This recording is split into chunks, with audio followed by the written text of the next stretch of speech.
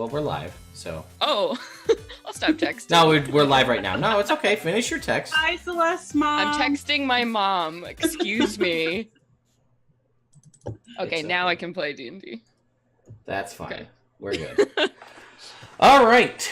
So, hello everyone, and welcome to Rise of Tiamat number 9. We are slowly approaching the 10th episode, so that should be fun. Once we get there, we'll have to do something special. So, a couple of things to get out of the way up front. One, Gen Con is like a week away. Oh my god. It's like a week and like 3 days away, but it's coming. And Celeste and I will be there, as well as several of our friends that you see on other streams, both Venture Maidens, Taking Initiative, otherwise. Things will be happening at the Gen Cons. There will be live games, some that take place in this universe. Some will be extra. Some may be in different systems. We haven't decided if we're live streaming those yet, but the potential is there for all of the things. So that's something to keep your eye out for. 2, I'm sponsored by Initiative Coffee Company. I left my coffee upstairs. I'll get that eventually. They're great. You should pick up their coffee. They now have a light roast as well. A light roast and a medium roast. I'll put a link in the Twitch chat for all of you lovely people who would like to pick up coffee and get $2 off by a nerdy coffee company. So there you go. That is that piece of news. Lastly, if you're not in the know or living under a rock throughout all of today, Wizards of the Coast announced 2 new campaign settings this morning. They announced Ravnica, I don't know how you pronounce it. It's Magic the Gathering.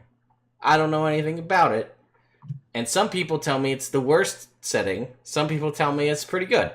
I don't know. It's all about guilds, though. That's what I do know. That comes out in November. And an Eberron, article that is official, made by Keith Baker, the creator of Eberron, and worked on by people like Jeremy Crawford and Mike Morales, is out right now. You can go get it right now. It's on the DMs Guild. You can download it. It's $20. Or if you just want to see what the races are in that book, look at today's Unearthed Arcana. I think that's a stupid model to release a book that you pay for and then half of it's free. But hey, whatever. That's an option that you have. I will be doing extensive coverage. I have already filmed one video. I just didn't get a chance to get it out before this. So, that's out of the way. Let us talk about this campaign and what happened last time. So it's been like a month since we played, so I feel like everybody could use a little bit of a refresher on what happened. Yeah, that'd be good. Yeah, so, the Belladonnas... I killed a dragon, obviously. Yeah, the Belladonnas traveled northward on the ship, the Frost Skimmer, helmed by Captain LaRouste Halfface out of Waterdeep. They sailed all the way north into the Sea of Moving Ice, the massive, snow-capped, icy region in the northern area of the Sword Coast. They were on a mission to find a tiefling named Maccath the Crimson, the only known expert on this draconic artifact, the Drakhorn. Last seen 3 years ago, somewhere in the north. No one has heard from her, and she's been masked or hiding from all manner of divination magic. So they set sail for where her last whereabouts were. They found an ice plateau. They knew that was kind of where they were going. When they arrived there, they saw bodies frozen in ice in some macabre display, perhaps a warning. And they entered into a town of local ice hunters.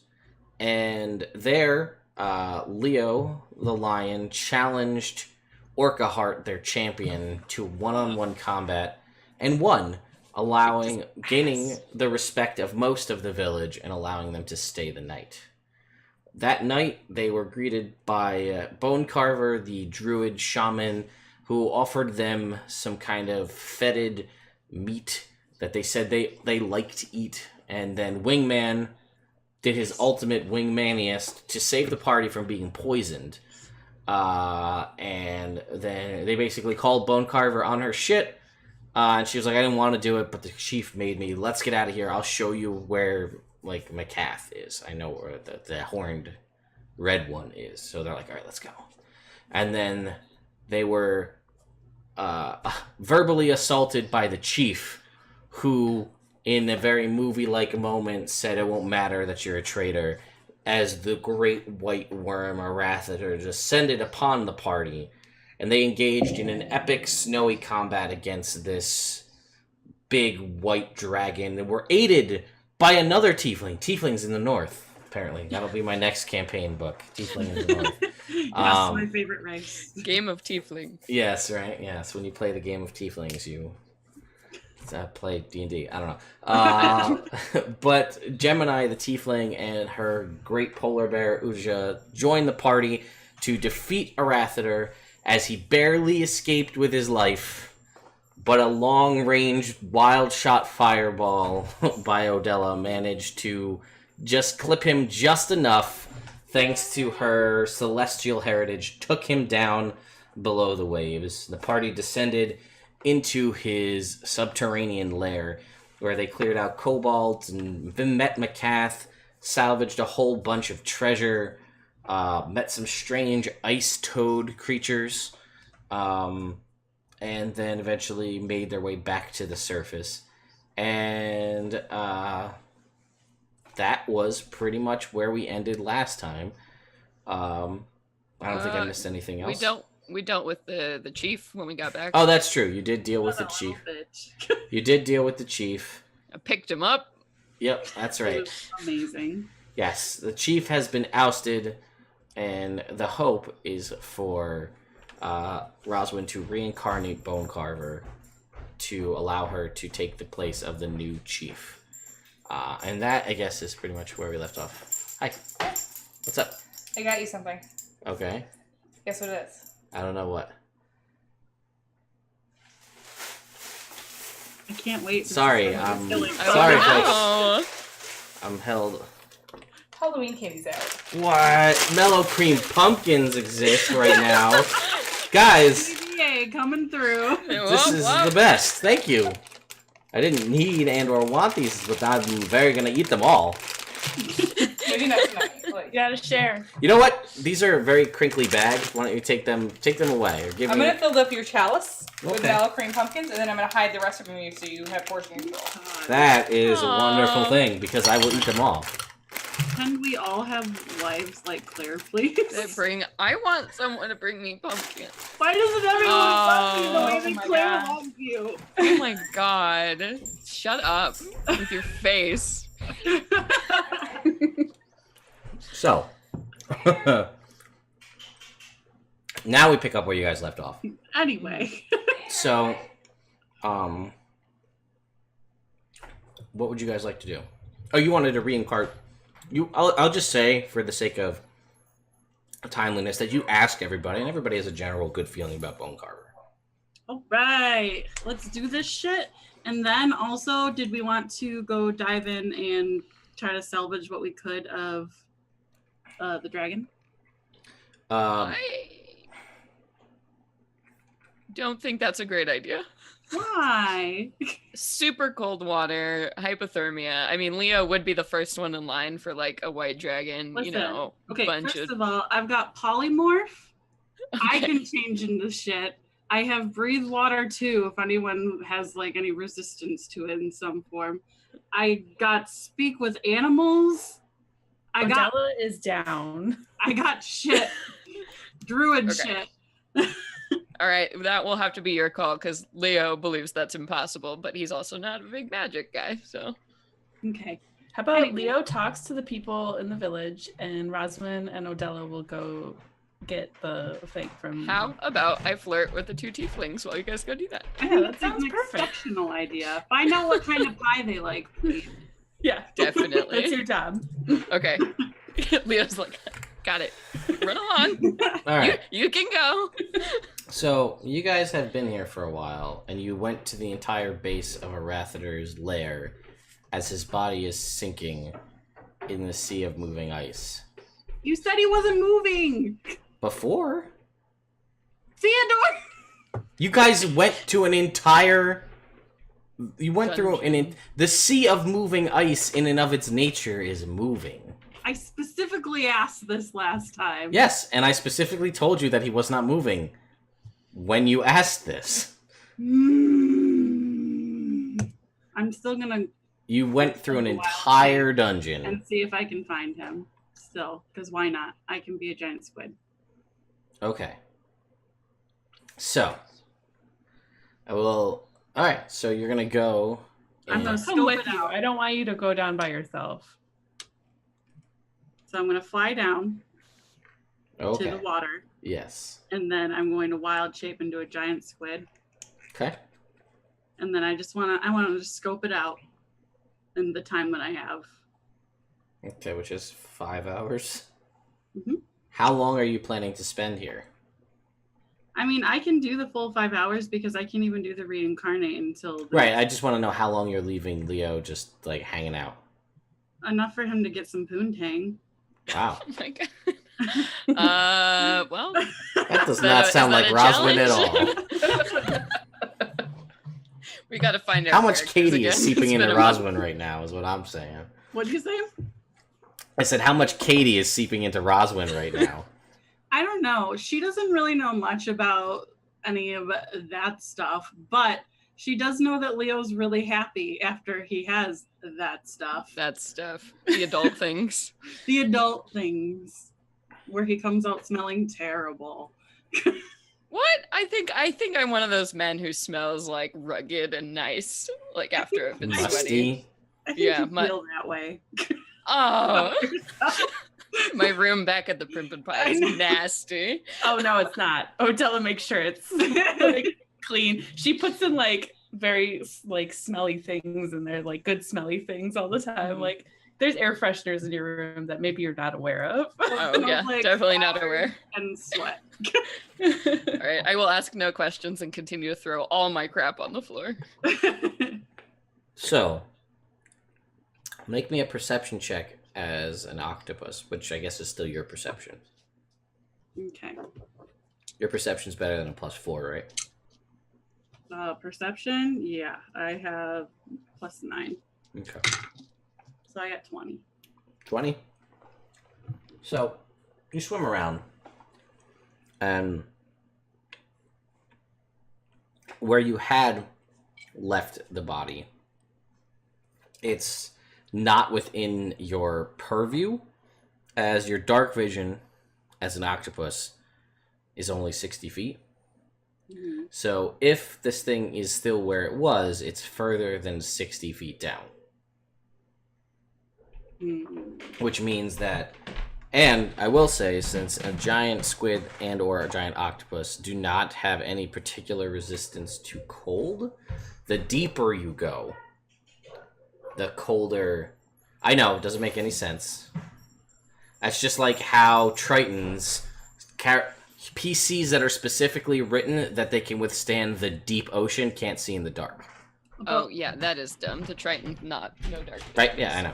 Foolish. But what if, as an octopus, I'm still wearing my scarf that keeps me warm? Octopus farm. So technically, also, Oh my God. how does an octopus with a turtle shell look? I think it's just a hat. Terrifying. I think it's just a hat. Oh, a tiny hat. So it's an octopus with a tiny turtle hat. A tiny Oh. turtle hat and a scarf, Oh, ready geez. for adventure. Ready to see the world. All right. Well, He's going on an adventure. so It's what was over now. Odella doing? Well, I was gonna go with her, but she just went on off on her own. So I'm just standing by the shore, hoping she's okay. If you see a big ink, there's She get to you. Yeah, come get me. How? You'll figure it out. You're resourceful. What if you get She eaten by starts, an like, orca? She opens up her hole and she's like looking through all the stuff that we have. And she's like, anything? Maybe, I don't know.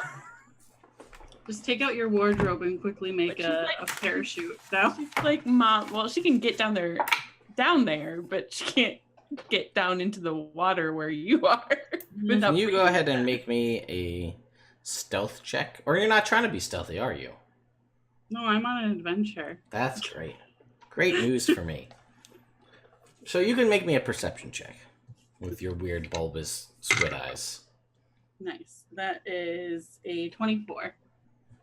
Okay. So, as I had been planning this, but now it just seems like Celeste gave me the idea. Oh, don't do that. Don't make it. You make this my fault. feel... Oh, would you say 20? 24. 24. So you see this blur of black and white as it approaches and impacts into you. Oy vey. It's gonna roll a 25. That hits. Oh, Oh god. that is a lot of damage. I did not read that part ahead of time. It'll be fine. I rolled like crap. It'll be fine. That is 10, 11, 15 points of piercing damage. As this killer whale bites down upon you. Shamu, no. Those things are vicious. I know. I've been saying that for many, many years. People don't. Till bad things have to happen for people to pay attention. Okay. This is the best, by the way. As Odella sorts through things, she starts attuning to the necklace of adaptation and the ring of cold resistance. What are you deattuning from?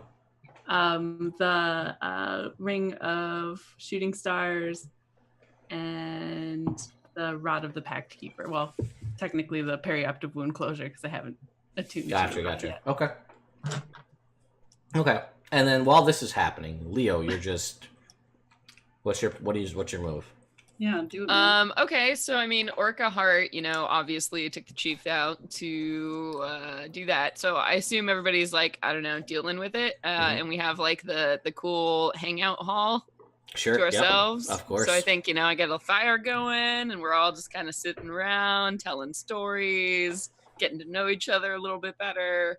Maybe I play, I take out my my lute because girls love lutes. And yeah, I'm just like strumming some chords. That's what's going on. Gotcha. Okay. For like the, I don't know how long it's been, but that's definitely, first like hour move. You can make me a performance check. I would love to make you a performance check. I am a bard. Let me see. I threw my dice. Hang on. 24. Okay. Yeah. Maccath seems to be about it. And Gemini is tapping her foot along with the beat. She seems to be down with the music, although she doesn't seem to be giving you as much of the type of attention that Leo is very well attuned to, shall we say. She's giving, like, in a respectful, like, this is a good performance, whereas Maccath is like, all right. Weird. That's a 180. Okay. Sure. Well, and I also want to ask too, like, is Maccath okay? Like, did the dragon treat you well? Like, are you excited to leave, or? She will tell you, in so many words, that it's a double-edged sword for someone in the Arcane Brotherhood, someone who's obsessed with, the study of and knowledge and the understanding of magic. Being held against your will is something she did not want. Obviously, nobody wants that. And she had been researching and attempting to find ways to escape, though the dragon's ancient magic prevented the use of any kind of divination magic to scry a way out, to contact someone outside. So she was stuck there, regardless of whether she wanted to go. Mm-hmm. However, the opportunity to study ancient tomes with knowledge that's been locked away for who knows how long, and that tomes that perhaps haven't been read by anyone in centuries, and the dragon was too stupid to read them himself, so he just left her to her work. Every so often he'd grumble and be like, why isn't it done yet? And she would just be like, it's really hard. Do you get what this says? And he'd be like, shut up. Yeah, I'm a white dragon. Yeah, I'm dumb, but Can't say that to my face because I'll eat you. So basically, she had an abusive live-in boyfriend for the past, like, 10 years. Essentially. An abusive live-in Damn. boyfriend who provided her with her life's dream. Yeah, sure. He was a librarian. At a cool library. Hey, man, some people have small-time goals. Yeah. Yeah, wow, that must have been, really, really hard for you. But, the knowledge you're going to bring back to Waterdeep is just going to be incredible. I'm so glad we found you. She's like, I'm glad you found me as well, because, as each passing day went by, it was always up in the air. Would he be okay with the fact that it was taking this long today? Would he be upset? He had jokingly, I guess, said in the past things along the lines of, like, you don't need your feet to research. Things like that. Wow, that's horrible. Yes! Terrifying. But I wasn't for a lot of options there. Well, you're very strong to have survived that. I'm honored to meet you. And she's like, well, I appreciate all you've done. I cannot wait to return with the knowledge that I have. And she did manage to bring all of her research. She was able to, that she had. The Ice Toads had a vast library that they were kind of curating. And you left that with them. But she was able to bring all of the stuff she had. So that gives her a bunch. And between her and the Arcane Brotherhood, that should go in decent ways. Sweet. I think that's what I'm doing. If we want to jump back to the squid adventure. So the squid adventure. So, Katie, you have been impacted by this killer whale. And you saw it coming, and it wasn't so much that you saw it out of the corner of your squiddy eye. It's that you felt the echolocation waves against your body as it was sounding out where you were in the deeper depths. Okay. What would you like to do? How far down do we say I am? 60 feet? Well, we'll say 120.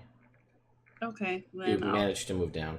I mean, I'm not gonna kill a fucking whale. I'm in its home. I'm just gonna dash out. I have 60 feet movement for squid in water.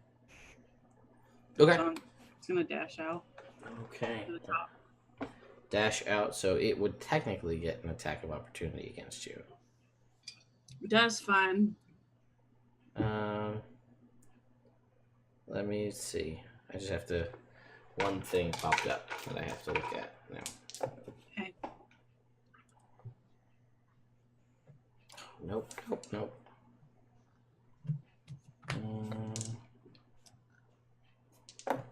I'm not doing that. Nope, we already got that too. Man, this is... Katie is not want for trinkets at the moment. She is full of trinkets. Oh. Is it a 1 to 100 table? Yes, and she has a lot of them. Oh. I've given a lot away too. They're good little gifts, They make good relationships with people. Yeah. I gave some peyote to some lizard folk. That went over really well. Oh my god. She did. The shaman was all about it. Yeah, and it got us an extra spirit guardians, which we didn't end up using, but the trinket literally said peyote that lets you connect with your spirit guardian. Hell yeah. Who was casting spirit guardian, random NPC, and I was like, "Here, take this." And Ted's like, "He gets one more casting because yeah." That's awesome. Okay. Wait, now I have to turn off my AC because my feet are really cold. Oh no.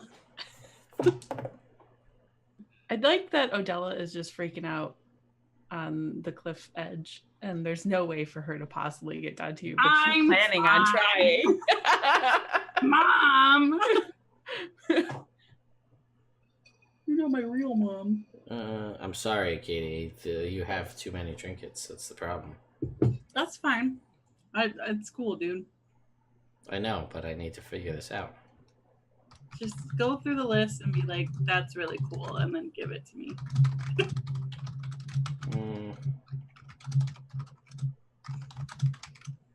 I've already got vine armpit hair. Like, what's the craziest thing? The only one that I'm like, I don't fucking want that is all puppies hate you.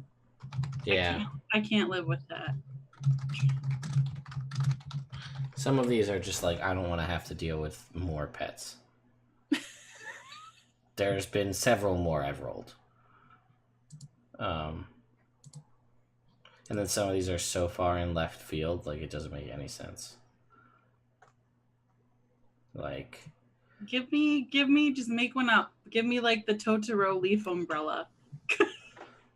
all right, so you dash away. This guy's gonna make an opportunity attack, and he totally whiffs. And he like you up to the surface in your weird squid-like motion. You make it to the surface, and at the surface, what would you like to do? I mean, I can't move any further, and I don't. Oh, that's right, because that would be your. Is it an action to D-shift? I think so. Is it? Okay. Well, no, I think I can just drop it, but I don't want to drop it because if I get bit again right while I'm at the surface, why wouldn't I keep those hit points? That's a reasonable thing to say. Okay, so that happens. You swim up. He takes the opportunity attack. And then he swims up after you with his turn. And he misses. It is now your turn. Okay, now I don't have a way to fly as a squid. So now I will D-shift and take the opportunity attack as I go to fly back up. Okay. All right, so you fly up. I don't think I've given this to you. So, as you transform back into yourself, it doesn't take the opportunity attack, as it's like, what? That's not what I was eating. This is a druid. I can understand that there's nature-based magics here.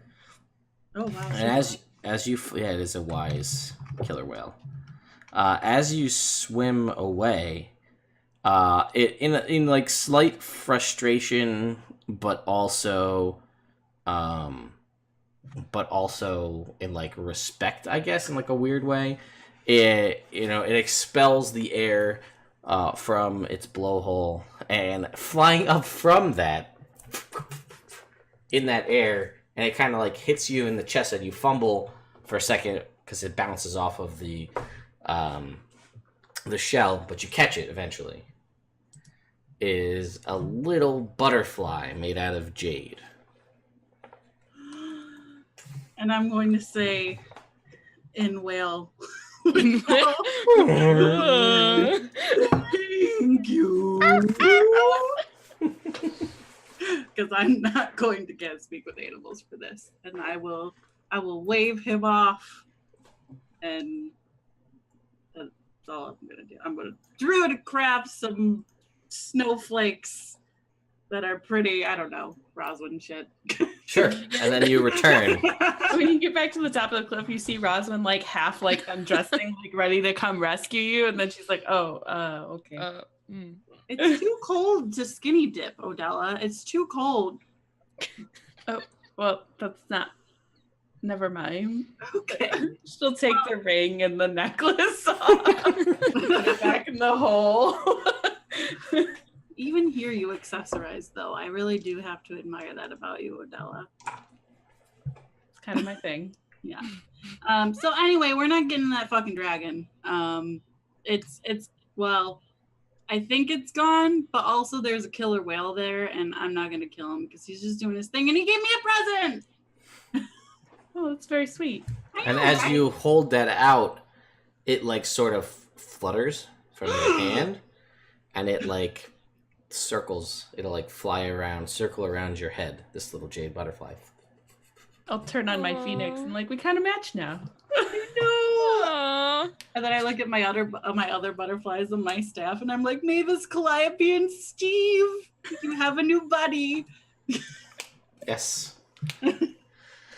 And then I turn off the phoenix because it's just too ostentatious even for me. Yeah, it's a little A little too body. much. Take get back. Yeah. So, Well, worth a try. while all of this is happening, describe to me what Leo's got going on. Please Okay. do. I mean, okay, so I'm gonna be with Maccath like for a while, so I don't think I want to make any moves like in the Ice Palace, especially if Gemini isn't given the vibe. Yeah. So I think we just have a really nice time and really get to know each other a lot Okay. better. That is good. Like, And what's she into? What are her hobbies? Like, hey girl, tell me your story. Sure. Yeah. Is this just to Maccath or is this to Gemini as well? Both of them. I don't want to exclude anybody. No third wheels here. Fair. How noble. And they're friends, so, Yeah. So let's see here. How noble. It's just polite. Yeah, I know. That's true. I was raised by a single mom. Leo knows how to be polite. That is fair. All right. So you kind of get, again, Maccath doesn't have much to tell. Mostly because I don't have much to tell about her outside of what we kind of have already said. And Gemini will just kind of tell you that, she had been kind of exiled from her birth family and, left at a very young age to travel north just to get away from, just to put distance between her and her family, and in the course of that time found that she had an affinity with nature, and that it just, everything made much more sense when she was out in the wild, and that led her this way further north, and an area that's not too well documented, so one that she could study and become an expert on, and that's kind of her story. And she rescued Ujo when she was a baby, as a whole thing, and I'm trying desperately to find her backstory, but I can't find it right now. So. I'm like, I wanted to hear it. Oh, hang on. I got it. Sorry, Brenna. So, Brenna, you tell us from the grave. her birth was a huge scandal. She was sent away to a strict finishing school. She was ostracized by her classmates there. When she finished school, she had difficulty finding a post because of tiefling prejudice. So she went to the tundra because that was the only place nobody wanted to go. She had trouble adjusting to the cold, but it grew on her. And then while she was researching glaciers in the field, she stumbled upon a young girl shivering all alone.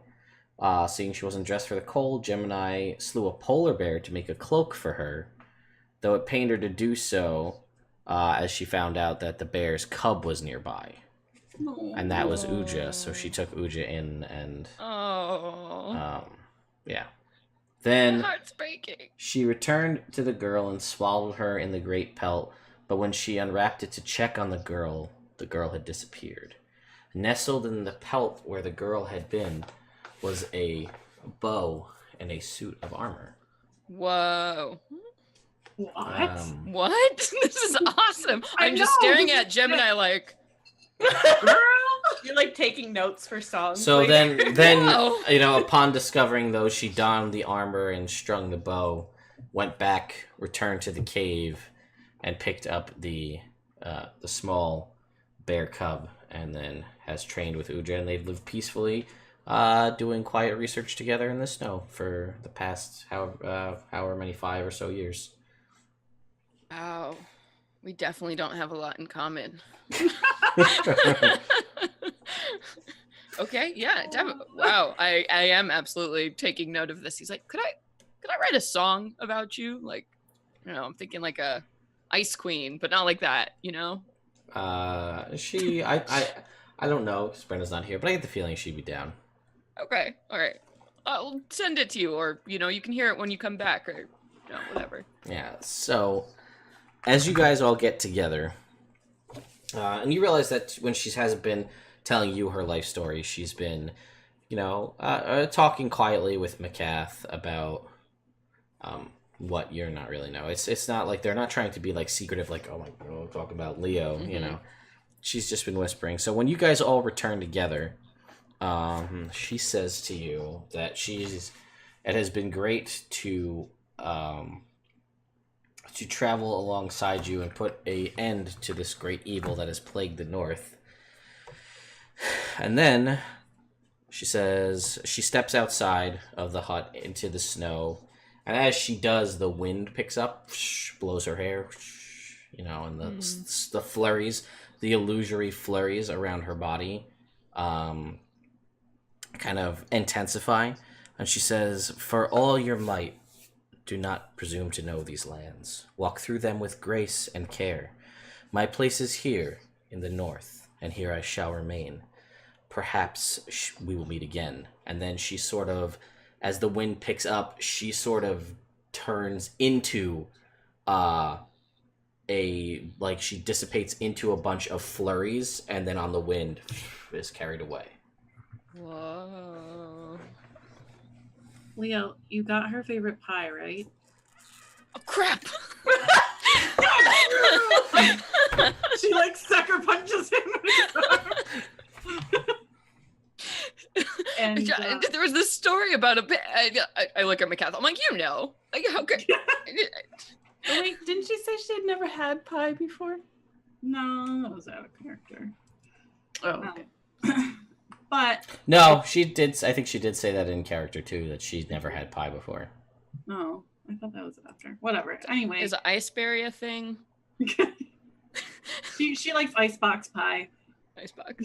The best part Frozen about pie. getting getting punched by Roswin is that you take no points of damage. Oh, yeah. No, that would be hilarious if I took damage. You literally can't. If you could beat a 21 AC with your punch, I would be very impressed. Nope. Yeah. So, that happens, and she leaves. And then Maccath looks to the three of you and says, "So when do we leave?" Tomorrow, I got work to do. Okay, and she's like, "All right." And do you go do your thing? Well, I take a nap. Okay. And then, Take a snooze. yeah, I did for the whole night. Yeah, for 8 hours. Got it. Yeah. 3 hours. And then I wake up and I'm like, it's still cold. And That I is true. meditate and I pick reincarnate as something I want to be able to do today. Okay. I spend 2 hours reincarnating people. You're gonna reincarnate Ralph and Yes, Okay. I thought about it and I was like, what would Roswin do? And she'd be like, whatever, both of them. Okay, so let me have you at first roll me for who's going first? We'll do bone carve. But no, we're gonna do Ralph first because he can help us talk and we need that. Okay, so roll me a percentile die. Let's see what Ralph comes back as. Okay, that is 3%. 3%. Yes. Ralph comes back as a human. Shocking! Whoa! Ralph, buddy! But is he a girl? Yeah, can I do boy or girl high and Yeah, low? high-low. You tell me which one's which. Wait, okay, what is this spell? They're Reincarnate. just coming back as She's Yeah, they get reincarnating their them. It's a 5th Is level this in spell. character or so no, yeah, this is okay, this is both Leo and Celeste. So What is there a body that appears right now in the Yes. snow and they're what the okay, so for Celeste and Leo, I shall Okay. read you the spell. You Okay. touch a dead humanoid or a piece of a dead humanoid. Provided the creature has been dead no longer than 10 days, the spell forms a new adult body for it and then calls the soul to enter the body. If the target soul isn't free or willing to do so, the spell fails. The magic fashions a new body of the creature to inhabit, which likely causes the creature's race to change. The DM rolls a D100, I'm having Katie do that, consults the following table to determine what form they take. Now the spell has this very short list right here of things. Mhm. So I, along with my friends and several other people have been a huge fan of this, took the time to make this. which is Oh, every nice. published race in 5th edition now. Got it. So that is what happened. So This comes- is ridiculous. so high, low, boy, girl. So we'll do. Okay, so it's gonna be low as boy and high as girl. Okay. Okay, he's a boy still. Okay. He just looks exactly the same. No, that's not how the spell works. So, he's gonna be, I don't know, like 5'4". He's a little chubby. He's Oh. tough. nope. He's 5'4". Still a little chubby. He's got a big brown afro. He's basically Steven Universe. That's who he comes back as. You have a gem in his belly button. No, he doesn't. For a second there, you thought like some of the oils and unguents were there, and then they just like disappear with the magic. Wow. Yeah, it's funny too because I imagine like you have to slather the dead body with a bunch of oil. Not Yeah. That's not part No. of the spell, but that's how But Katie does it. like it. And Leo is standing there like, what is So- happening? So a naked I was gonna say he's probably naked, so Della a will naked get something boy man appears Child. who is Ralph, but does not look like Ralph and does not talk like Ralph, but has all of Ralph's memories. Della will Okay. like wrap him up so he's not cold. He's Oh like, no, do you want "Hey, to explain thank to him what you." happened He's- so that he doesn't freak out? what's going on? Why am I so short? Oh no, you're fine. I know, I Listen, feel weird. on the What's bright going side, on? the reason you're short isn't because you lost your legs. So there's a silver lining. Go talk to Odella. Bye. Okay, Odella. And Hey, Roz. Hey, Roz. I Yeah. just want to make it perfectly Sure. 100% clear that if I Yeah. die, I don't want this. Okay. I want to die like this. Well, it's Are okay. we clear?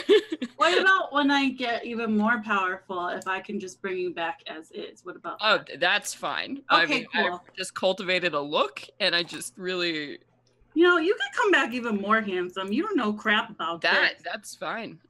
I mean, I'm not a gambling. I'm just making it clear. I'll never die. Don't worry about it. No, you're gonna live forever, bud. Yeah, human. We got that totally. While so this is happening, Odell will take Ralph aside and explain to him what happened and what's currently happening. make me a persuasion check while we have Katie roll a second percentile for Bone Carver. 28. 30. 28. Okay, I need you to roll me another percentile. I got a 30. Okay. Guess what I got? 1. 69. Nice.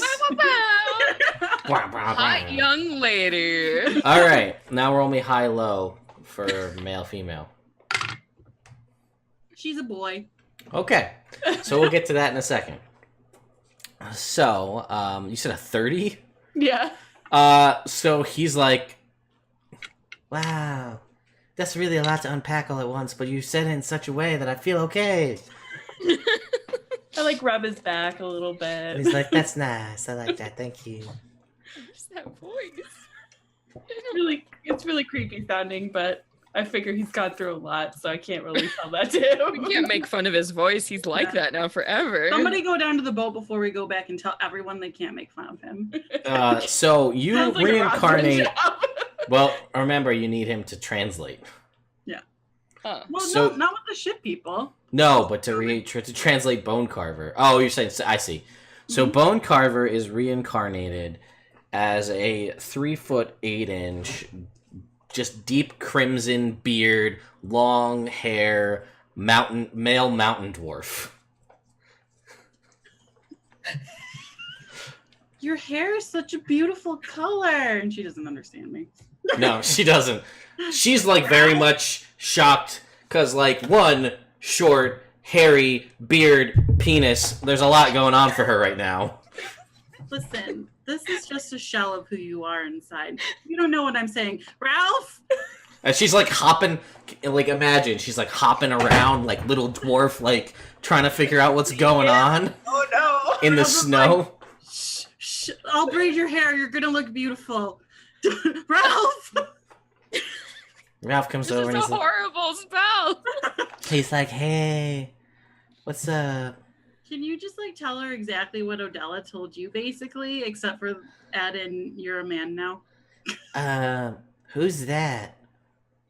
Who's the little angry dwarf man? That's Bone Carver, and I think that she identifies as a woman. So please do not Oh, tell oh. her physically she does have. Again, Odella will come with like a blanket or something. Yeah. So that this poor person isn't freezing to death. We've got Odella's on this. There's another appendage that Bone Carver has to worry about now. Getting frostbitten. I'm like this the entire time too. Like, hold on. Sure. Rossman's seen a lot of penises today. More than I care to. So yeah. And I will give Ralph guidance to explain this shit. I will also help Ralph by like telling him what to say. Plus All right. 4. I will give Ralph advantage on his persuasion check, plus 4. That's a 14. That's a 1, so we're going to take the 14. Let's see what his stats say. So he is at an 18 currently. So that's not bad. He's a guard, I think. Guard. So he's got 18.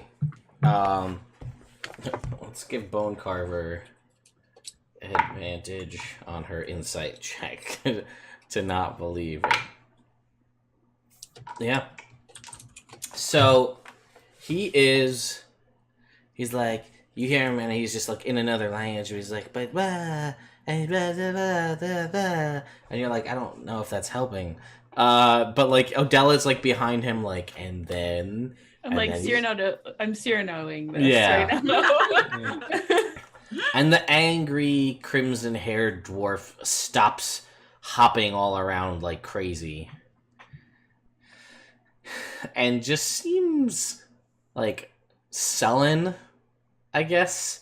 Like, and then Ralph will turn back to you and he's like, so, like, I think she's okay with it, but she's like, I'm now the leader of my people, but I'm also not my people anymore. So I don't know if they're gonna accept me because that's kind of how this whole thing works. And now she's a dwarf and a man, and no one else knows that she's Bone Carver except for us. I didn't do it like in the middle of nowhere. I didn't take her to a mountaintop. Like, I told everybody what I was doing, and I would do it in like a yurt. A nice yurt. Okay. And he's like, but like, I came back as a boy man, and she came back as a boy dwarf. So she's a little worried about that, but she seems like okay, I guess. Well, you're not dead. And then he's like, do you want me to tell her that? You should Stop tell whining. her not that, but tell her that her people are the culture that they hold in their hearts, and that no Not what they spell look like. can take that away from her. I mean, we can talk. That's the one we're going with. Tell her that. We can also talk to Orcahart and see like if he's Yeah, cool he's with your it bro. and can explain. Yeah. Hey, Orcahart. hey. And then you see like Ralph is like, Orcahart, hey, come over here. We got some things. There's a lot going on. We gotta tell you stuff. Yeah, okay. And Leo like explains okay, like this is Bone Carver, except now she's a dude and a dwarf, but it's still Bone Carver and saved by magic because like cool druid nature. And I guess if there's anybody who understands like the power of nature, it's probably, your people having witnessed it, right? So much. So will Bone Carver have a place here, or is her ass like his shit? Totally gonna get kicked. Or, like, what's your read on this, my man? And then, Ralph translates all this. And he comes back to you and he's like, he says that's a lot to unpack all at once, but he says, you guys did kill the dragon, so that's pretty cool. You got rid of the old chief, and he was kind of a jerk. Yeah, seriously. So Orkhart's like, he'll do his best to like convince people, and then he goes like with his fist. He's like, of that is really Bone Carver, and she's cool. Yeah. Yeah. Yeah. No, I mean, Orca says it's fine. So it's probably fine. Let's help Bone Carver shave, and we'll put her in like braids, you know, help her get some of her femininity because she's not in the right body. So we'll do that. We'll get her in a Odella, get this bitch a cute scarf. Snap, snap. Odella reaches into the hole, which also doubles as her wardrobe because she needs to bring all her cute outfits with her. Obviously. Sure. And pulls out a scarf. Okay. She seems like an icy but like also earthy tone kind of girl. Yeah, she picks something out that goes really well with like her nice new like red hair that she Yeah. has. Yeah. Something that really complements that and her like Make it work whatever for you. color eyes she has. Mhm. Okay. All right. Yeah. So you guys do a little makeover scene, I guess, with this male dwarf, female shaman. I used to think maybe you love me, nothing Drums. I imagine Drum, at some drum. point somebody brings us like fermented fish, and we're like, the music stops, and we're like, get out of here. Wingman. So that happens. I mean, if there's one thing that we're good at, it's makeovers. So Yeah. this should go real well. So this happens. You guys do this whole makeover thing. Mhm. You get the feeling that although it may take some adjustment from all parties, this looks to be like it's going to go over well, or it's going to go over in general. That's good. Like, I feel our work here is done. great. I want pie. Let's go home. It's cold and stupid here. Let us leave to tell people about this dragon we killed. Okay. Right, Maccath? Gonna So take her arm to the boat. I send Odella before us to go warn them about our man-child. Oh. About Ralph. Yeah. And I slap her on the butt and give her a guidance. And then I also whisper, I didn't want to say anything because I didn't want to embarrass you, but your nipples have been at attention this entire time. She's wearing a coat. How do you know? I have a sixth sense. Nature. That's what very the ninja wise. skill There's is. a nature check somewhere involved in there. All right, anyway. let's There go. you go, Internet, in case you're ever curious to see whether or not someone's nipples are at attention. It's a nature check. The nature check. You have to do the Xavier thing like this, or else you can't tell. You're like, When you're like, what? Yeah, she's cold. Mm. Or he's cold. Or he's Everybody's cold. Nipples, Ted. yeah. That's true. Everybody's got nipple. Well, not everybody. Most people have nipples.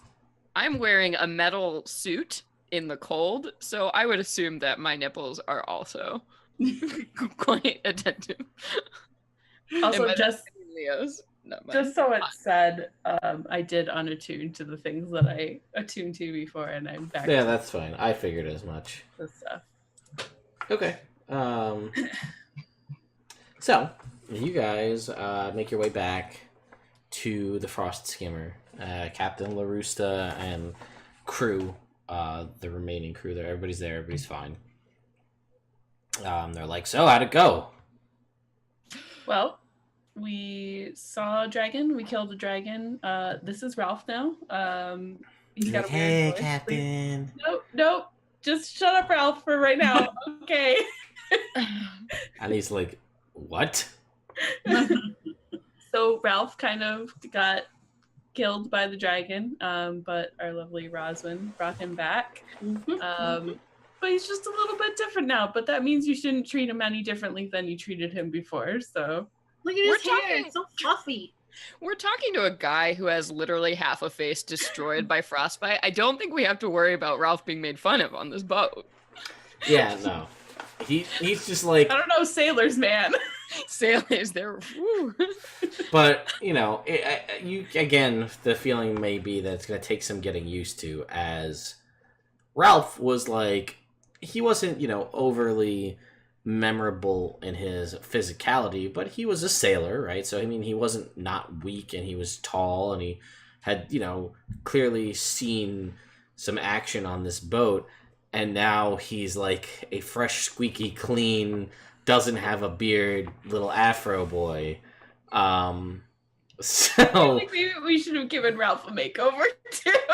No, I don't We- like it. He We have a looks whole fresher. trip back to Waterdeep. We'll have makeover time. Anyway, let's go home. Pie's on us when we get there. okay, so you guys aboard the Frost Skimmer and you set sail from the Sea of Moving Ice. Ralph does need pants. That is true. Eh.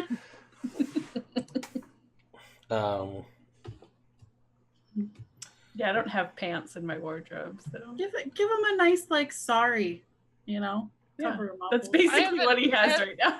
I have an extra pair of silk boxers if he wants them. Thank you for the XP, guys. We're the only D&D streamers on Mixer. Period. Oh, At least right now, anyway. So hi Mixer. I don't know what that is, but Yeah, Mix- right? Mixer is Microsoft's streaming service that people stream to. Mostly, it's used, I'd say, 9 times out of 10 for Xbox streaming. But we also stream to Mixer when we stream on Twitch and YouTube.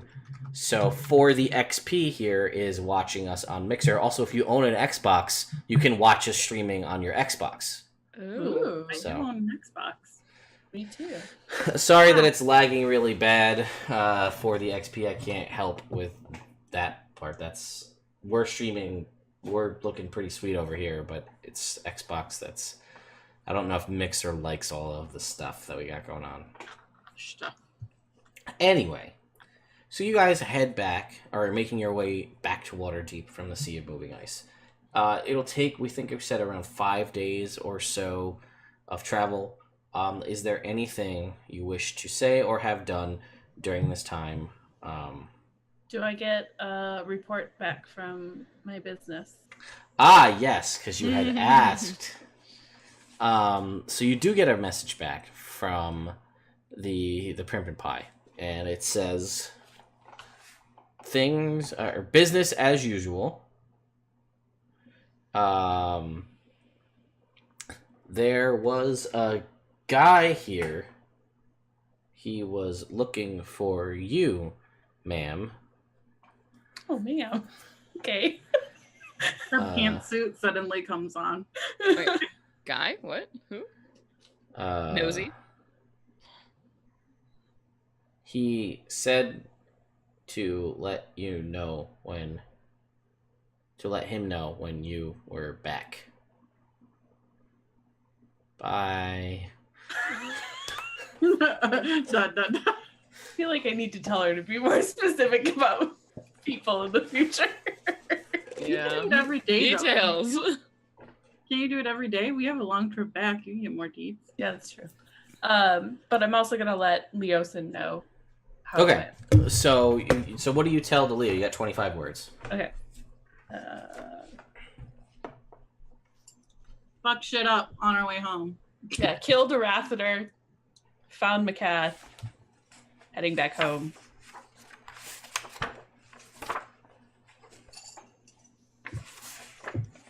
I'm really good at leaving messages. I'm so awkward on these things. Smiley face emoji, eggplant emoji. Oh. Then, Bow. Oh shit, that was a mistake. I meant to send. Cut off. Just send a nude next. It's fine. That's bygones thing. I don't know if Pygot reaches that far. Also, on this journey, I would like to ask Maccath what her favorite kind of pie is, since I'm the only one who can wield this responsibility. Sorry. Okay. So she tells you she doesn't really have a favorite pie. She just really likes cinnamon-based like any kind of pastry that has cinnamon. So whatever kind of pie you want to throw that has cinnamon on it, she's down for that. I make a really good spicy chai pie. She's like, I don't even know what that is, but it sounds good. I'm writing it down. Chai pie. I I- like That the hair. rhyming. Yeah, Huh? me too. Her hair's so cute. I just love it every time. It's like- I was gonna say it looks really good. Mhm, Thanks. mhm, mhm. Thanks, guys. You're welcome. Oh my god, stop. Like it's just like my hair in my head. It's like working so hard to grow it. Thank you. Anyway. Fucking lunatic. Okay, so, so you say to him that he will respond and tell you, glad to hear it. Hurry back. Interesting politics.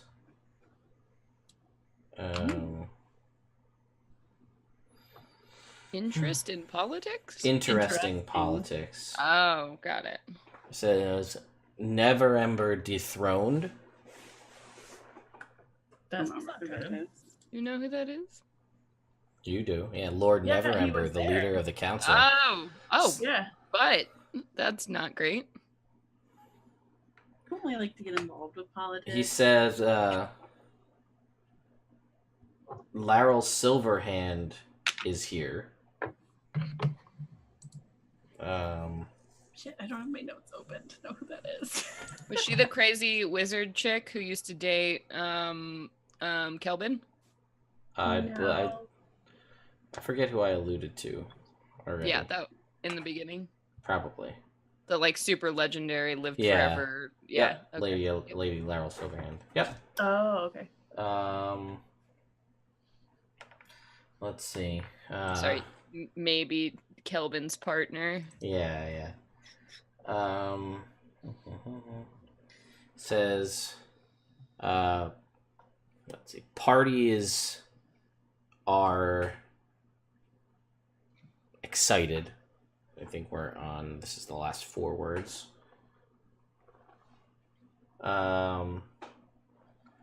Possible new dragon mask.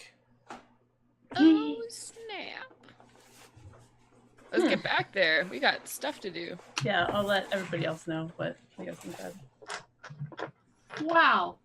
Maybe we Waterdeep can fight is- another dragon. Yeah. Well, it's just a dragon mask. It's not a dragon. Yeah, but sometimes there's dragons where dragon masks are. I mean, it has been a little bit of a theme. Just a little. The next day, I will also call back to the Primp and Pie and be like, hey, that man, what did he look like? Did he leave a name? Was he hot? Sure. Okay. Ooh, was he hot? Yeah, was he hot? Was he actually looking for me? So you get a message back, and it says he was older, didn't get a name, didn't give a name. How about that? We'll add an extra letter in there. Religious type.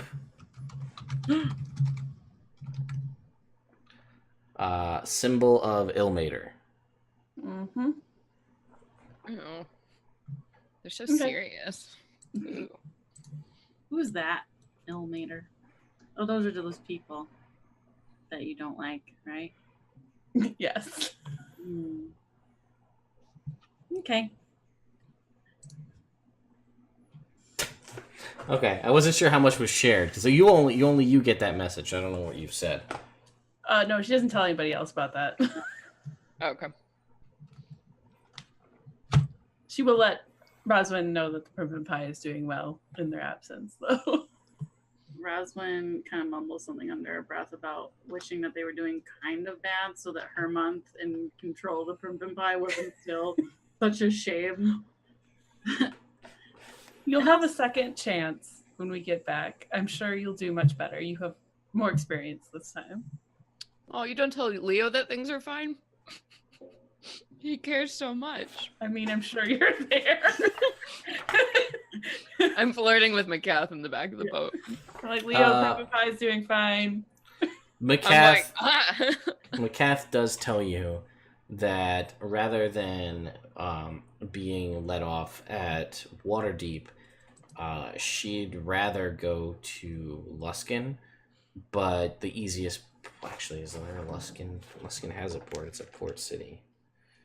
Stupid Ted. Is that where the Arcane Brotherhood is? That is where the Arcane Brotherhood is located. I think we should probably bring her back to Waterdeep, right? To talk about the Dracorn first? That's why we got her, right? Right? Are you asking me, the DM, or...? Yeah. Yeah. What was yes. our mission? To bring her back to Waterdeep to tell everybody about the Dracorn, right? Your mission was to find out what happened to her, and the potential that the Arcane Brotherhood could be a powerful ally to have in this fight. And in finding her, try to find out where the Dracorn Correct. was, but she said that it was taken a while ago. From Oh, it. got it. Okay, so we can bring her back home without screwing up our quest, right? Yeah, I don't think we need to bring her back to Waterdeep. Oh yeah, totally drop her off. Okay. So, yeah, it's north. It's a little north of Neverwinter. I mean, I can ask Leostin if you want, if they want her to bring no, Maccath. No, I mean, if she wants to, like, get off, like, I'm not... Leo would never Yeah. stop that.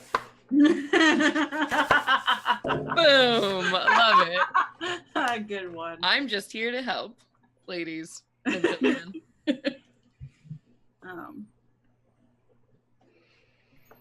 Also, So- every night, Yeah. Rosalind stays up later Okay. than normal, and she just like sits on the edge of the boat with her Remy, her little kitty, and she just looks up at the moon and just kind of like mumbles to herself a little bit. Okay. I don't know what your guys' deal is to whether or not you noticed this happening, but Yeah. I assume that we're rooming together, so I probably would notice that Rosalind's gone. But also, after I get that message, I'm very distracted, and she's also mumbling to herself, but really she's talking to Elantris. I'll sidle over and notice one evening. I think I'd probably stay up late. Hey, Roz, you've been really eyeing that moon a lot. Everything okay? Yeah, it's pretty beautiful. I told you like I met that really pretty lady, and so she was like, hey, if you ever need to tell me anything, just look to the moon. And so I mean, I guess I don't really need to tell her anything, because like I just kind of have this feeling that like she already knows everything, but it's nice.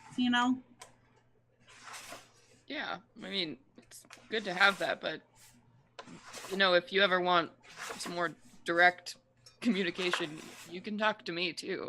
I mean, I know I'm new around here, but Oh, I mean, I don't feel like I'm keeping anything from anyone. I can talk to you about whatever. I just, she was just super nice. And it was like being around her was, no offense, but it was different from being around anyone else. Like you just felt safe and like everything was okay. And she just like, for a second, while I was talking to her, it was like everything bad that had happened to me, like it was just gone. And like it's not the same talking to the moon, but I figure like if I keep up with it, then maybe she'll come visit again, and then I can have that feeling again. yeah. Sounds a lot like how I feel when I'm with my mom. Makes sense. I don't really talk that much about your mom. What is she No, like? she's amazing. She's doing well. Just I haven't been home in a while, so. Well, I mean, you but- could always use a sending stone. Yeah, messages are so impersonal. That's true. Yeah, I'll make it down there one day, but I gotta do this first. I mean, here's the thing: is that you never know when your family is going to be out of your life. So I understand, we got to save the world, but if we need to find someone and just take a moment for you to go visit her who can just send us there right away, we'll take that time. Doesn't matter what else is happening. Thanks. That means a lot. No problem. Anytime. Us kids with the single moms, we got to stick together, Yeah. Also, can Wingman play with your cat? Because I think he's kind of lonely. Oh, heck yeah. I've been holding him here by force this entire time. He does not want to sit on the edge of this boat. Okay, great. Let Wingman. We're just holding our cats really close. Like, they love us. And they're like, oh. Could let them go. Yeah, go. And then she just kind of is like, Yeah. chats with you for a little longer and then Yeah. stays a little longer and then goes to bed. I'll leave you to it. Okay, so this continues, and you guys eventually make the trip, and you land in Luskan, which is an interesting city. It's had a turbulent history. It was where, in the ruins of the old ancient city of Lusk, was where the host tower of the Arcane was built. Sort of a great. That's where our telescope is from. No, it's not. It's from Ilusk, which is ancient. This is Luskan, which is what was built on it. So, Ilusk was a human settlement of great magical power, and all of the races, I believe, combined to make the original host tower of the Arcane, a great tree-like structure in which magic, all sorts of magic, was forged. And in the branches, water primordial and water elementals were bound in the channels of this branches to swirl down to the ancient dwarven city of Gauntlgrim, and this was used to keep Megara the Dawn Titan, the fire primordial used to power their forges, in check. At one point in the recent years, during a drow incursion, the failsafes were released, and the primordial exploded, causing the local volcano of Mount Hotenow to explode, destroying a lot of the Sword Coast, and that's why Neverwinter has been in the process of rebuilding over the past 10 to 20 years or so, maybe a little bit longer than that. Now the host tower of the Arcane has since been rebuilt, a joint effort by very powerful wizards and people all across the Sword Coast. At one point, it was a pirate, just a hub of pirate. It was like Mos Eisley. It was like a bad place. Now it still has that. The way the setup of the city is down by the docks is a little more rough and tumble, kind of brawly-ish. But there is also nicer areas, and the whole host tower, the Arcane kind of southeasterly section is nicer. Are you just eating a shrimp cocktail tray? Oh my god! Hell yeah, I am. On this seaway. That is exactly what I'm doing. I feel fancy as fuck. You got your wine, great. you got your shrimp. Look at you, you classy bitch. I'm living the fucking dream over here. Don't mind me. Listening to Ted tell me a tale about the wizard tower. Yes, it was very fascinating, but then I got really distracted by, is she just eating a shrimp cocktail tray? Mm-hmm. And then I got jealous. Anyway. So, Does Luskan have any shopping of note? Like, can I ask her out and be like, man, we're here. You can only get this thing here. We should probably get that thing. I'm gonna go out on a limb and say probably not. Let's see. Luskan, trade in Luskan. Yeah, mostly shipyards, things of that nature. Nothing like out of this world. It's you can get Scrimshaw imported down from 10 Towns, which is some of the best Scrimshaw in the Sword Coast. The knucklehead trout are very prominent in Lac Dunashire and all the lakes up in the north, and it's imported down here to Luskan. Do they have any like spices and or stuff that we could use in our pies to make like exotic pies? that wouldn't that's non-perishable. So like stuff that would travel well. So obviously not fish. There's obviously a lot of fish. So not... I mean, you could restock on any kind of mundane supplies that you would want. You know, nothing... You're not going to get, like, fancy saffron and shit here. And, like, this is a pirate den part of it, so... They have Old Bay seasoning. Yeah, sure. I don't know. I mean, I'm here to see the sights. I don't know what this town's about, so I'm asking around, and people, So apparently they have a lot of crazy they- looks. they have a lot of booty here, Ted. Is that what I'm hearing? There is. There's a lot of that. Are we docking for the night? Leo probably is. Oh, yeah, but no. You are, because you're Yeah. dropping Maccath off at the host tower. I might disappear for the evening. I feel like Odella gets off the ship and then immediately is like, Gets back on the ship. I feel like Roswin's night is probably just a lot of like going around and not catching innuendos from people and like just ending up getting drunk with some people at a bar and then going back to the ship. Yeah, it used to be... the Cutlass was the busiest tavern at a point. It used to be ruled by a ruling council of ship captains, and then it became ruled by pirates, and they had this barbaric thing called the Prisoners' Carnival, which was where they used to take anybody convicted of a crime and parade them through the town to be publicly executed on a stage in front of the entire town, and people used to cheer for it. Like, pretty nasty stuff. Also, hi, Celeste's mom. Hi, Mom! Shout out to all the moms in the house. Hey, Moms, you great. Leo loves moms. Yeah, I'm sure he does. What? Get me out. Um, Now we're in Booty Town.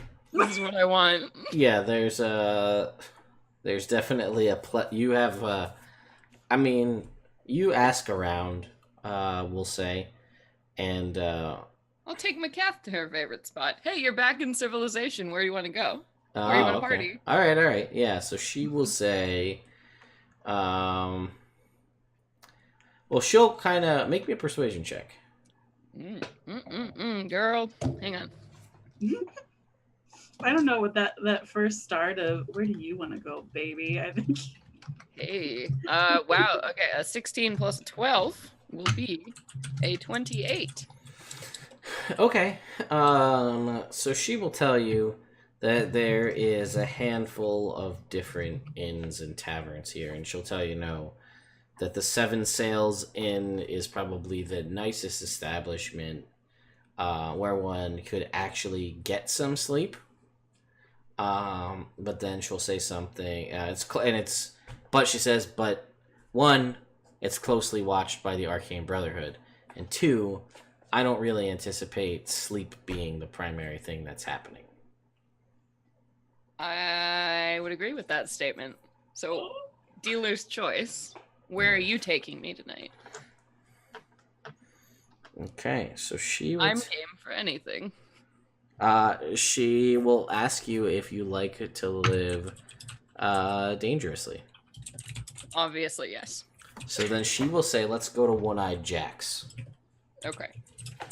I will leave my gold with someone, or I'll take enough gold for the evening, but anything I'm gonna leave my silk boxers and my other nice random stuff on the boat.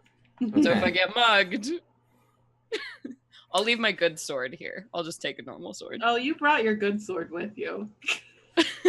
Well, I mean, that never leaves, but the one I fight with will be on the boat.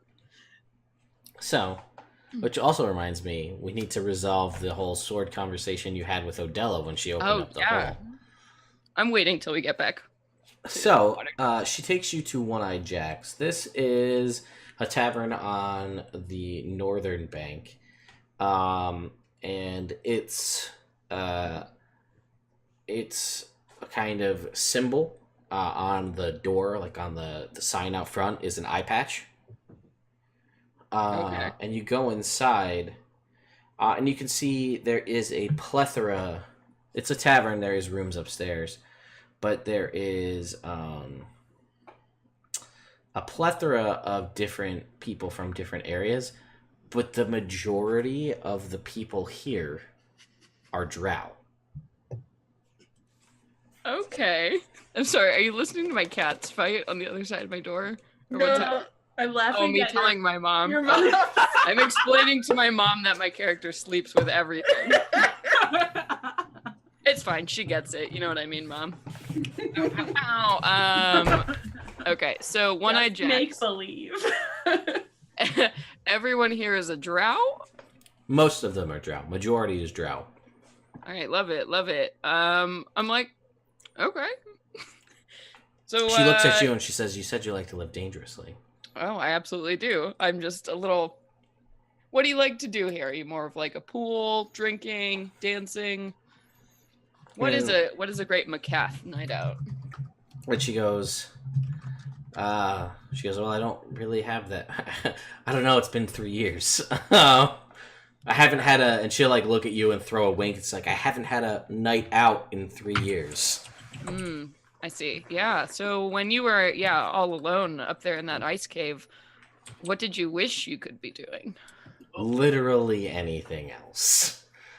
All right. Well, let's start with number 1 and work our way up. Okay. So she will say, obviously let's get some drinks. So the barkeep is a young woman, gray eyes, brown hair. You learn her name is Serena. And you can hear it's there's not really a lot of judgment here either. Like, you guys walk in and people turn over and look, but like nothing crazy going on.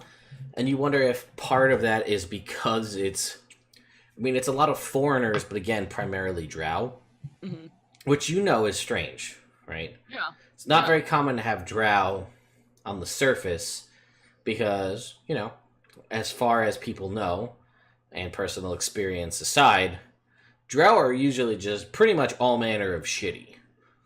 Like, nothing good comes from drow. Yeah. Okay. Yeah, I'm not a big drow fan myself, backstory-wise, but I'm going to be perfect. Is the bartender a drow as well? No, it is just a young human woman. Okay. Let's slide up to the bar and get some drinks. What does she order? She orders... It's on me, of course. Yeah. She orders just like, I don't know, 2 fingers of whiskey neat. Oh, good girl. She said, I've had enough ice for the rest of my life. Oh, I like her. And Celeste likes her. Awesome. Okay, I'm going to immediately do the Leo thing and start making conversation with actually everyone. Okay, yeah. And, as the drinks start to flow, and even though, she seems like the person you would assume as an astute researcher type, the kind of person in their personal home that would have a study, right? Like that kind of person, that probably this is a sipping drink, but that is not what's that is not what's happening. She is, the sips come, the sips come pretty frequently, and, she is having a good time, and you guys are talking, and within probably a half an hour, the fact that 90% of the people, or 75% of the people in this bar are drow, just kind of, that's not an issue, right? People are just, like, having a good time, talking. There's, like, there's occasional little, like, boisterous kind of posturing between certain guys at the bar, but for the most part, things are going well. And eventually, she'll ask you, and she'll say, I only heard a little bit of it, but I'd love to hear you play. Oh, me? Oh, we're having a good time. You sure you want to hear me play? And she is like, I would love it. I haven't heard music in 3 years. All right. Any requests? She says, I don't know. She says, surprise me. Okay. I'm going to ask the bartender, do you mind? And she's like, no, by all means. She says, Oh my God. Our patron, he is a fan of music as well. Wonderful. All right, I'm gonna. Oh, Leo immediately's like, okay, if you're making me do it, and then like whip out the lute and be like, this is the moment he was born for, and I'm gonna start with some crowd pleasers. Okay. Read the room. Okay. See. Oh, totally. And I'll absolutely like move towards the best focal point in the bar, and I'm playing for everybody. And okay, let's see how it goes. Go ahead and make me a performance check. Oh, hell yeah.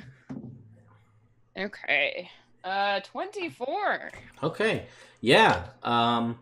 You're as an expert bard as you are reading the room perfectly. People are into it. It doesn't seem to matter what you transition into or out of. The general room has just like a good vibe, and everybody's night is better for it. Oh, I love it. And then I think towards the end, I'm gonna like get like I don't know, what am I? God, it's like fucking like a Coldplay song. Something, whip out something and be like making serious eyes at Maccath and make sure everybody in the room knows that this is like happening. So it feels really romantic. Yeah, sure. Yeah. Yeah. I don't. I listen to metal. What's a good song? I don't know. Yeah, I don't know. I just lost my train of thought. Yeah. You see, I'm so impressive. Nobody can think around Leo.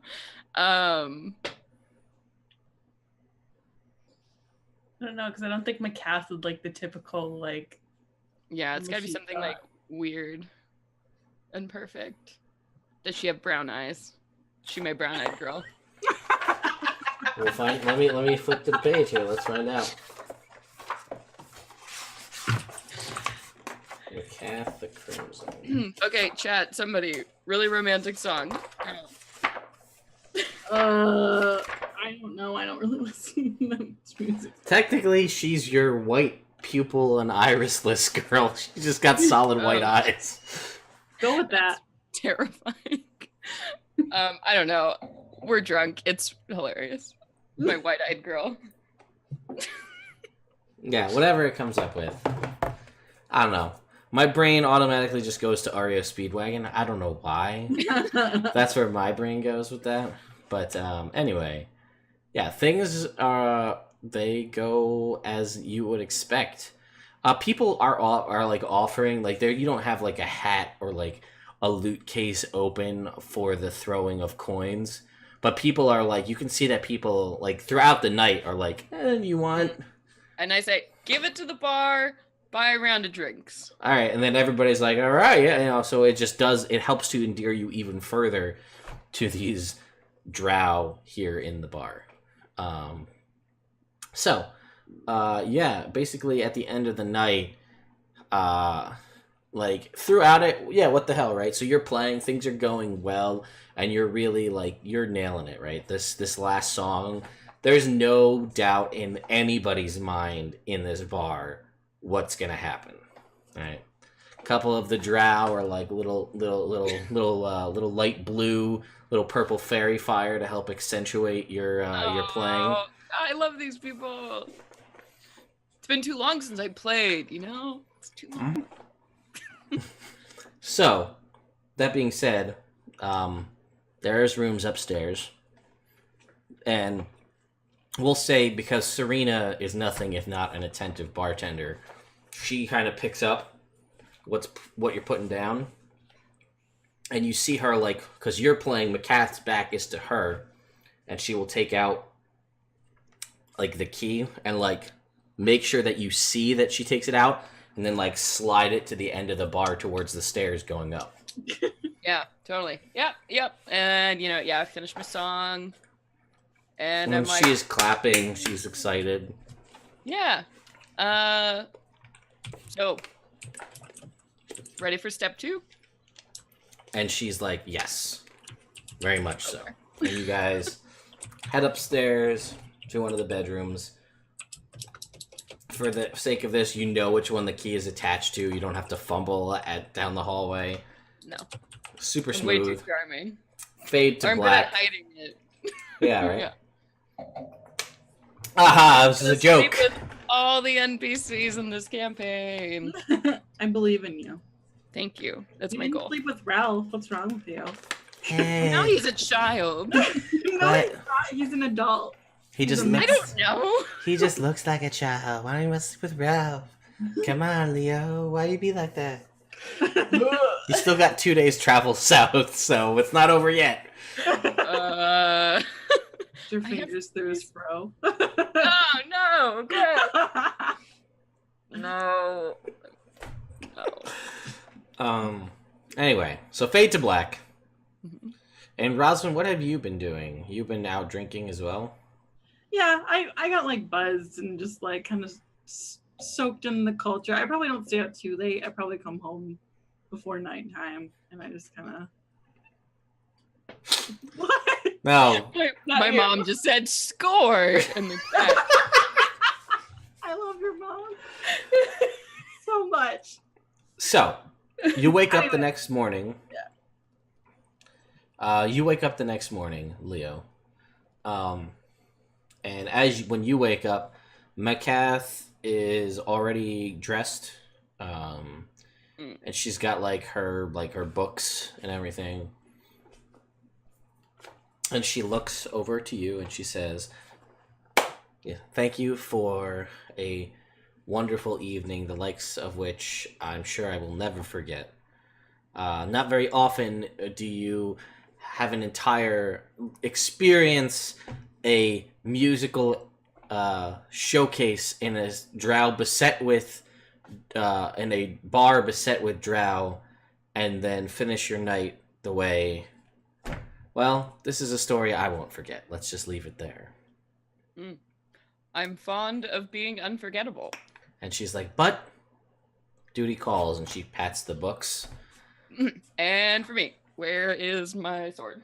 And Oh she will leave you to get dressed and everything, and she will exit. Oh man, I love this business transaction. We're good. Leo skips back to the boat. Okay, so the morning comes for the rest of you as well on the boat, and you basically knowing that Leo is what's causing you to wait. You guys, I assume there's no below deck. Remember, this frost skimmer does not have a below deck. You just make like teepees on the deck, basically with canvas. So you all await Leo's return in the morning. The entire crew of 50 some odd people plus Odella and Roswin just are basically like this. As you start to approach about 200, 300 yards out, Leo, you can see that the rigging is all set. The ship is ready to sail, but the entire like deck is just lined up with people just waiting for you to return. Okay. All Yes. right. As I walk up, I'm gonna make eyes with the crew because we all know, and I'm gonna go fist bump. So as you are approaching, let's see here. Are they gonna shoot me? I'm sorry. No, It's an asshole. as you are approaching, you see from an alleyway nearby come out and point at you, Leo. Mm. Is a 7'5" tall, full plate wielding, great sword wielding, what can only be described as a dragon of a man, point at you and say, you're one of those Belladonnas." And then he yells, "Attack!" And you see from popping out from other buildings are several other people wearing cultist type robes. And Whoa. on the other side of you, kind of on the opposite side of the main strip, there is a house that explodes, and a blue dragon is there in the street staring you down. Roll for initiative. I don't have my sword, and you throw a dragon at. I do. Yes, let's go. Okay. Wow. Oh, 13. Whew. Hachi machi. 13 for Roswin? Yeah. Is this initiative? See Yes. that coming. I got 5. 5 for I Odella. A 15. 15 for Leo. The dragon. Let's get that book out here. Just trying to make sure something real quick. Does anybody remember how you calculate spell attack bonus and save DC? 8 plus your proficiency bonus plus for your charisma modifier for you.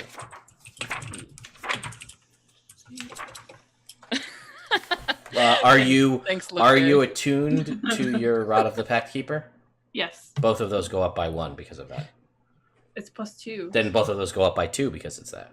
Yeah, that's. But what I was trying to only make- for Warlock cast spells. Oh, okay. Yeah, for only spells that are... So if you convert your Sorcerer spells to your Warlock spells, it counts, but not for the other way around. So Eldritch Blast and things that come from being a...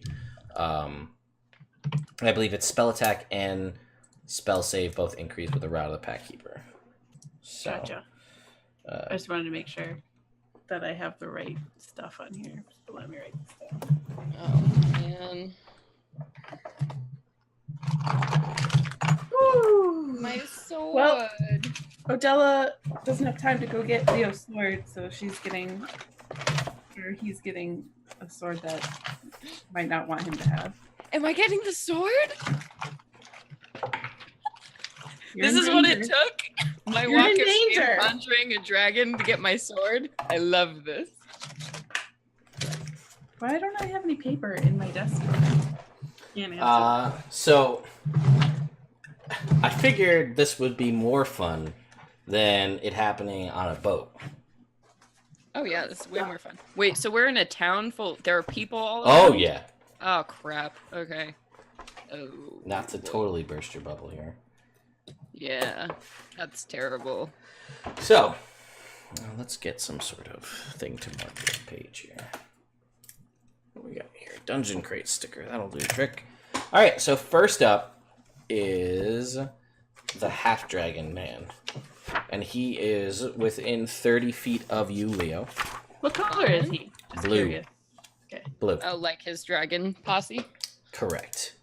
And he will charge you wielding a great sword, Cool. and he will strike out with his sword at you. Awesome. Remind me that your AC is 10 plus your dexterity modifier currently. Or are you wearing your armor? I have my armor. So That would 10, be foolish. I don't so have my... 15 plus your dexterity modifier of 2, so 17, My dexterity modifier is +3. but it maxes at 2 because of the armor. Oh, right. So 17 Right. plus, did you have, what was your fighting style? Was that defense?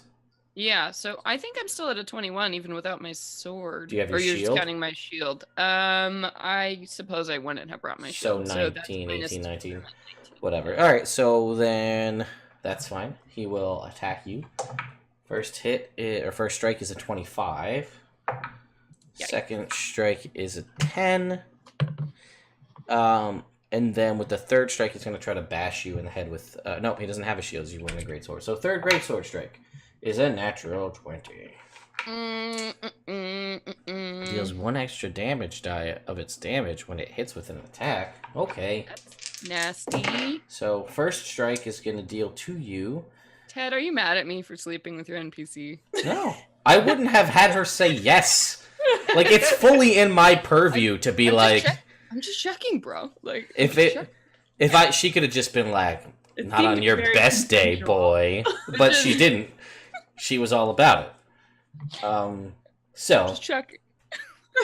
I'd never do that to you. If I was going to do that to you, I'd wait till Since we're you in hit me person. with your big sword, I was just checking. Yeah, that's fair. Now, whether or not you find out you have an STD later on. 18 points for the first strike. Yummy. And the second strike that hit was 7. That was actually 7, 12, 13, 17 for the second strike. Okay. And that is his go. Yeah, Then I think- it is the cultist's turn. And he has 3 cultists with him. Okay. I have a Um, weird, stupid question. Sure. How similar do all half dragons look? Like do they look pretty similar or no? No, because, and again, we'll say Roswin has explained this to you, that the means of creating a half-dragon, of becoming a half-dragon, is not always the same. Some are born that way, the offspring of a dragon and a humanoid race. But it's a humanoid, so it could be a half-dragon, half-dwarf, a half-dragon, half-elf. Okay. Some are created via arcane rituals, or some believe the ritualistic bathing in dragon blood is another way to turn to a half-dragon. So there's fundamental differences. Okay. I'm just curious. But you're about... Oh, God. You're pretty... I was going to say, how far away are we? I said... So for the sake of this, I'll say you guys are... I said he was like 200 yards away, so that's 600 feet. So we'll say he closed some of that distance before this happened. We'll put him at 300 feet away. Holy shit. Okay. Fun. Yeah, so then it's the cultist's turn. So there is 3 of them. I hate the names. Dragon Claw, Dragon Wing, Dragon Fang. Was the type of cultists that we have here. Creative. They really did well in Dragon Camp, picking their... So they're all going to rush at you. 2 of them are going to dash to get to you. Okay. The Dragon Fang, however, you notice... Oh, that's weird. Okay, so the 2 of them dash to get at you, and the Dragon Fang, which is just like a regular cultist, runs, and as he runs at you, jumps into the air, and seemingly from nowhere has a limited flight that propels him the rest of the distance towards you. He's like a glide ability? Sort of, but horizontally across the ground. And that allows him to close the distance without having to blow his action on a dash. So... Actually, no. You know what? He's going to stay back rather than fly. We'll say he flies forward a little bit. And you see him pull forth an orb. A blue kind of crystalline orb. And he holds it. And he like looks at you through the orb. And he puts it up to his mouth. And he breathes out, and a spray of lightning comes out from his mouth. What? At you. One sec, I just have to open my door. One second. Oh.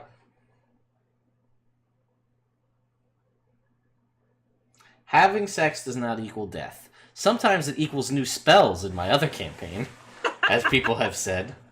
Sexually transmitted spells was being thrown around a lot for the other campaign. I mean, sexual healing. Are blue dragons lightning? Yes. Okay. Roswin would have told you that if you didn't know already, as Roswin experienced a blue dragon many, many moons ago. Blue. I'm blue. Abba die. You're gonna die. Oh man, but sweet armor for you? I think so. But one, this is not a very big blue dragon. It's not like some of the other ones you've encountered. This is relatively small. But unlike a traditional dragon's breath weapon, this attack that this guy has done, he misses you with it. It shoots out in like a line and it misses you. Then, Leo, it is your turn. Okay, sweet. All right, so the boat with all my allies is 300 feet away from me? Yes. Sweet. Okay. So, what And you I'm currently gonna do... have 4 people on you and a dragon. Lovely. What I'm gonna do is flourish my cloak of the mountebank and boop right next to the boat on the other side. All these suckers, because I can go 500 feet. Yep. So Yes. you watch as a swirl of crimson and brimstone appears around Leo as he disappears and reappears wherever he wants to on the boat. I don't think I want to be on the boat. Okay, wherever you want to be. I don't know, guys. What do you think? That is your action. You do still have your movement after that. Uh-huh. Yeah, we don't want to sink the boat. I don't want to maybe, sink the like boat. off the So side. I would love to appear within 30 feet of the boat. And I would also love to draw my longbow and my new arrow of dragon slaying. Okay. And then I will do that with my turn. Cool. You do that. Then, after your turn, is Rosman. Okay, I'm at the edge of the boat, so I'm gonna fly off the boat for the same reason, so I don't want people to 30 feet off of it. Up or like at an angle? Just, I guess in an angle. Okay. So I'm kind of like above slightly, but not on it. And then I'm gonna just hold my action until people get within range. And Okay. then... To do what? Actually, you know what? I'm going to cast something. Okay. I'm gonna cast Wall of Fire in front of us. Nice. Okay. How far in front? Because you have range on that too, so. Yeah, I'm gonna cut. Can I do like a semicircle You can. around us? Okay, so I don't know, like 30 feet in front of us. Okay, and you can choose to have the heat only face the outside of the fire, so you guys could be standing right next to it, and it causes you no harm. Obviously, making sure that there's no like random civilians in the way. Of course, yeah. Leo is also screaming, "Get out of it, dragon!" Yeah. In his, he can project really loud since he, Sure. Is that it for you, Roswell? Yep, that's it. Odella, no, Dragon's turn. Never mind. So, Cool. sorry, Odella. You'll have to wait. It's okay. I rolled really low. So, you guys watch as this wall of fire erupts from Roswin's conjuration as this large, not too much bigger than a horse-sized dragon takes flight. And it has an 80-foot fly speed, so it will fly over. Actually, it's not. You can't even get to. Why would it fly? That's stupid. You know, it'll fly. Oh no, it won't. You don't know. What's it doing? You watch as Head. it burrows The roller underground. What? It burrows underground and out of sight. Leo's like, "Shit! And that's what happens. What the hell?" Yeah, no one ever uses the burrow speed of a blue dragon, but Ted does. I didn't even know they could do that. Yep, Roswin knew, but I didn't know. that's true. So at this point, you hear the half-dragon shouting to his subordinates, and Leo, you don't see because there's a wall of fire in front of you. That's fair. But you hear the movement on the other side of the wall. Okay. And that's all you hear before it comes back to your turn. Before Leo, again? Yeah. Wait, what about Odella? Oh, sorry, Odella. My bad. Okay, I'm going to open up my hole slightly, I guess, and pull that sword. Pull Harrison. Yeah, open your hole, pull the sword out. Yep. Yep. Yeah. Yeah. You were keeping that in there the whole time? Yeah. Oh. And then I will. Uncomfortable. Is that an action to just do that? I assume. Well, what did you want to do with it? I want to go over to Leo and give it to him. I will say that all of that would count as your action. Okay, yeah, that's what I want to do. But you do still have a bonus action. I'm not sure if you... Do you have Quicken spell? Yeah. So if you wanted to, you could do a spell as a bonus action, if you wanted to. Are they... They're still like 300 feet away, aren't they? You can't see because there's a wall of fire. Yeah. I don't have anything that goes that far. Fair enough. All right. Okay, so you get to Leo and pull out a big sword. Yeah, you don't know what happened, and then he hands you this giant black greatsword. She pulls this big black sword out of her hole and hands it to you. Yeah. Yep. Yeah. So I'm like bleeding because I've taken a bunch of damage already, and I'm like, cool, thanks. And I just grab the big sword, and I'm like, be careful with it. As soon as you pick up this sword, Leo, you hear a voice, and it goes, "Yes!" And it says, "Wield me. Oh my. Together Yeah, we will cause great destruction." Okay, I hope so. We're fighting a dragon. All right, let's go. Wait, how damaged does Leo look? He looks. I mean, he took over 30 damage. Okay, then. I mean, I'm fine. Well, Like, while I'm over there, I'll fine. click in Cure Wounds. oh, that's Okay, you're. I think you're also, if you needed it, your celestial warlock healing is a Oh bonus yeah, that's action bonus too. action. I'll just do that. Yeah. Then. Okay. Let me just make sure that's a bonus action. I'm pretty sure it is, but I could be wrong. Yep. So healing light is D6 per level. 46. Yeah, there you go. Oh, thank you. Yeah, he hit. Give her he that hit- good touch. He hits hard. 13 points of healing. That's Oh man, you heal me. You give me a Just big slaps ya. sword. I might think you start. I might start to think you like me or something. I just don't want you to die.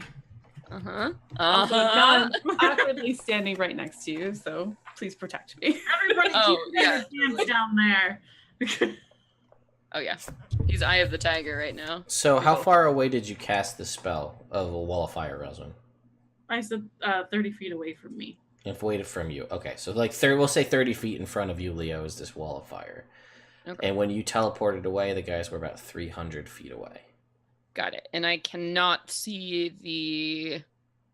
Can't see any of them right now. The wall of fire and is I can't- technically and the opaque. dragon is gone. Well, you don't know. You didn't see it. Oh right. Rosalind okay. saw it because she was up above when she cast the wall of fire. But I don't see it flying in the sky anymore. You do not. Yes. Awesome. Okay. So clearly they're gonna try something. I'm feeling maybe I should hold my action until I see something cross the line Okay. or come out, and I'm To attack, I assume? Yeah. Cool. So whenever something breaks through our defenses or appears, I'm going to attack it. Right now, I'm standing guard over both of them. Okay. Well, so that is what you do. Then it goes back to you, Rosalind. Okay. I'm gonna fly up just so I can peek over the edge of it and see where everybody is. You can see that the cultists and the half dragon man have closed about half the distance towards the boat, towards where kind of Leo was from you guys. So one of them is a little bit further ahead. So they were about, let's see, so Leo was 300 feet away, 270 feet away was this wall of fire. They've moved about 150 feet closer towards it. Okay. And you don't see the dragon. So I'll basically shout out where everybody is just so that they're aware, and tell them, I don't see the dragon, but these suckers can burrow, so watch your feet. Get down. They might have long range weapons. I have a shield of arrow catching. I'm fine. But I I was will like, what is that? I get down a little bit further so that I have 3/4 cover basically, but I can still pop my head out. 3/4 cover from the fire? No, from if they were to from okay. where they are shoot To something shoot. off at me. I see. Okay. And then I'm going to hold my action until I get a grouping within 120 feet of me. Okay. So then it is Odella's turn. I can't see anything. There's still a wall of fire, right? Correct. Okay. That's a bonus action. That's a minute. Okay. Just so I can see, I'm going to, and I heard her call out that the people are how many feet away? About 100. We'll just call it 150 feet from where you are, roughly. Okay. I will wings, fly up 30 feet. Yeah. Okay, I really feel like I should get me some wings. For this way, bitch. Also. Yeah. All right. So you fly up and you cast fireball. So they're gonna make dexterity saving throws. What's your DC? That is 17. All right. So they all fail. So go ahead and roll your damage. Okay, that is 8d6. Please be good. That's not.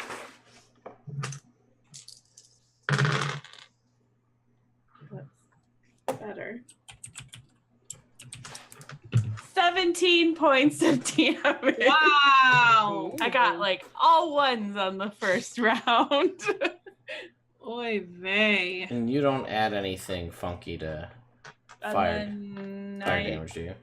10 points of radiant damage. On top of that. So that's something. Okay. 26, right? 27. 27, sorry. I keep wanting to add 9 because I used to be. Yeah, that's fine. And then the other guy.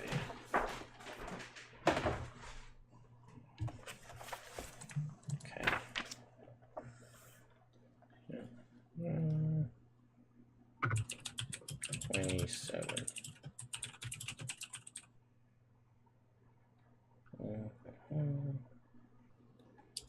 Cool. Okay. So, you throw that fireball. Do you move at all from there? Or. I moved my 30 feet Okay, so you're gotcha. above the wall of fire so I could see them. All right, at this point, you start to hear like commotion about the town as people are like, "What the fuck is going on?" There's a wall of fire. There was a house that's no longer there. There's a wall of fire. There's people running in the streets. The house that was no longer there is not my fault, right? Like. No. That was Okay. the dragon was inside the house and Okay, exploded out of it. If you want to get technical, this may be Leo's fault, but he's too busy to think about that right now. So, it is the other guys' turn.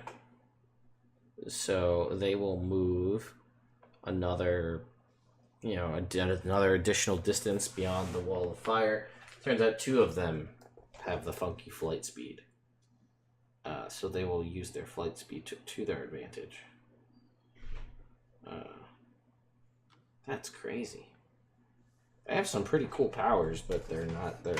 You could definitely tell these were the original, like one of the original things that was added, the original like monsters for the original campaign. So one of them will move up, and Roswin, seeing just a little bit of you above the fire, he will pull out his orb again and launch it at you, or attempt to. Probably won't though. 21 AC right now for ranged attacks. No, that's 7. So that's it for him. So they all move close, and we'll say with this they're relatively. Actually, you don't know where they are unless you're up flying up. Then you can see that most of them have moved closer to the wall. Well, I have my eyes popped over. Yeah. So are they within 120 feet now? Yes. Okay. Well, that triggers my held action. How close are any of them together? 2 of them are together because they can fly. They can fly. Okay. And the ones on the ground aren't together at all? No, they're not flying up. They're flying straight, like above the ground. So how many other people are there? There's 3 people. There's the half dragon and 2 other people. Oh, got you. Okay. One of them got incinerated in the fireball. All right. And how Yay. how close do they move up, everybody? Those other guys, the 2 guys that were flying, are basically like on the other, like just about on the other side of the fire, and the half dragon is about 50 feet back. Okay. Well, I don't know. I don't really think I can use Ice Storm just based on the way that it's worded, because it says on the ground. Or can I do it above the ground and then it just hits the ground? I don't know. It's 40 feet high cylinder. Are they 40 feet off the ground? No, it's 40 feet. It's from the ground, 40 feet up. Like it Yeah, just, I know. So how high up are they? They're above the ground. They're like only They're 5 like feet hovering. off. They're hovering.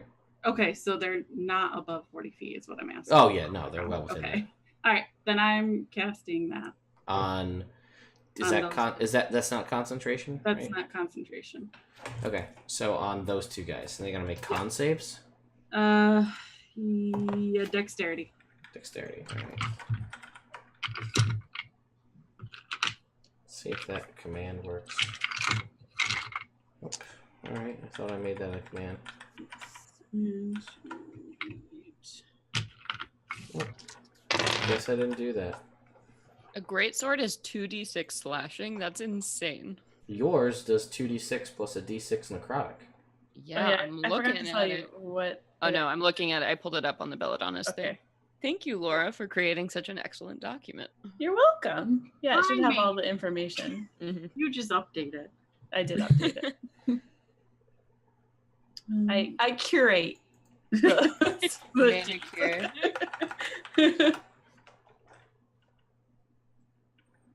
All right. So Unfortunately, you're not attuned to it yet. yeah. I know. Otherwise, it'd be double. Yet. We'll see Yeah. how this goes. So, what was the damage, Katie? I'm sorry. 24 damage total. 24 Whoa, damage. nice. One of the guys is frozen solid. The other gentleman is still alive, but took all the damage. That's my move.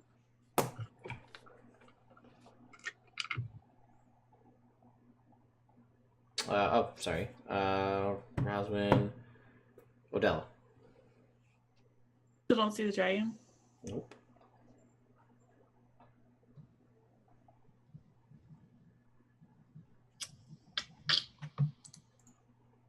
And the two guys and the half dragon are out in front. Oops. I didn't make a sheet for Leo, so there's no page. If you guys click that one for Leo, it'll give you a 404, I think. How far away is the half dragon guy? 50 feet from the wall of fire. Okay, I'm going to speak a command word and throw the lions next to the half dragon, Okay. and then have them attack. So good that Leo can't see this right now. Mm-hmm. Kitties! We losing his damn mind. Alright, so have them, I assume, having used them before, you would likely have them far enough back where they can pounce. Yes. Fair enough. All So, together now. go ahead and don't make an have the attack roll. lions. Hang on, give me 2 seconds. I will get that for you. Because we moved to a new role. Lion. So, +5 to attack. That's a natural 1. So that's gonna miss. And then a 22. So a 22 will hit? Yes. So that is a claw attack. So that is a d6 plus 3. I sent you their stat block on Thanks. Discord. How much was it? 9 points damage. 9 points of damage. And then I have to make a DC 13 strength save, which this guy destroys, so he is not knocked prone. Okay. Alright.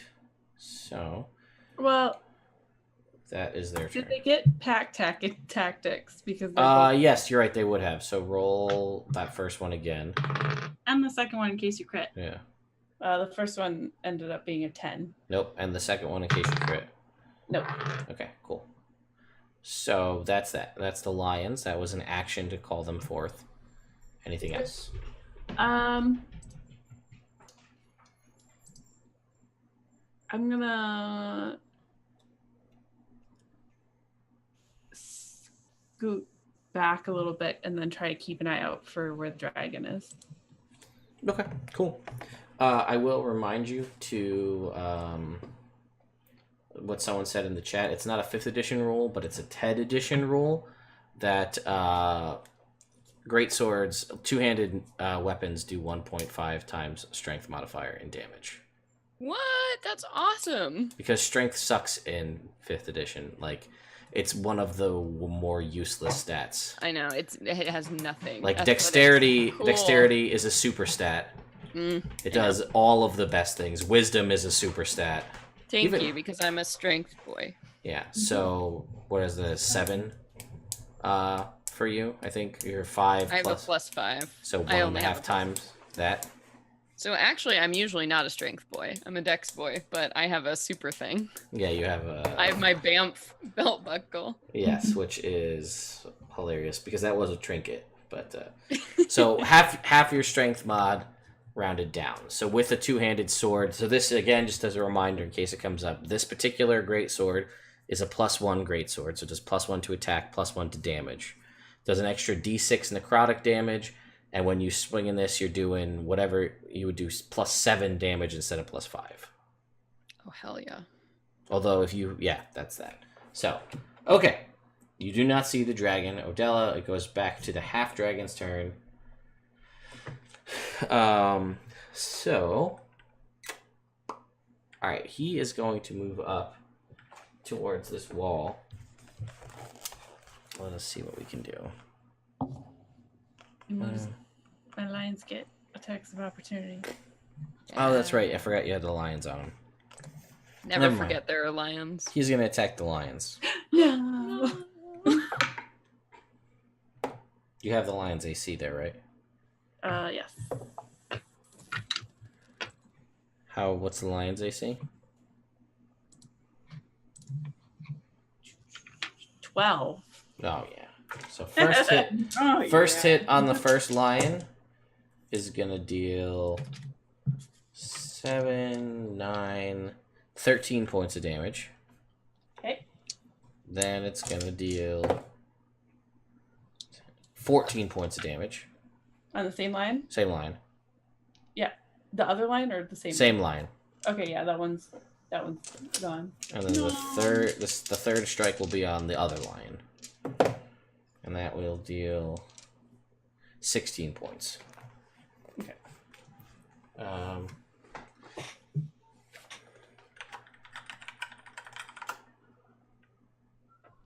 Okay, that is his turn.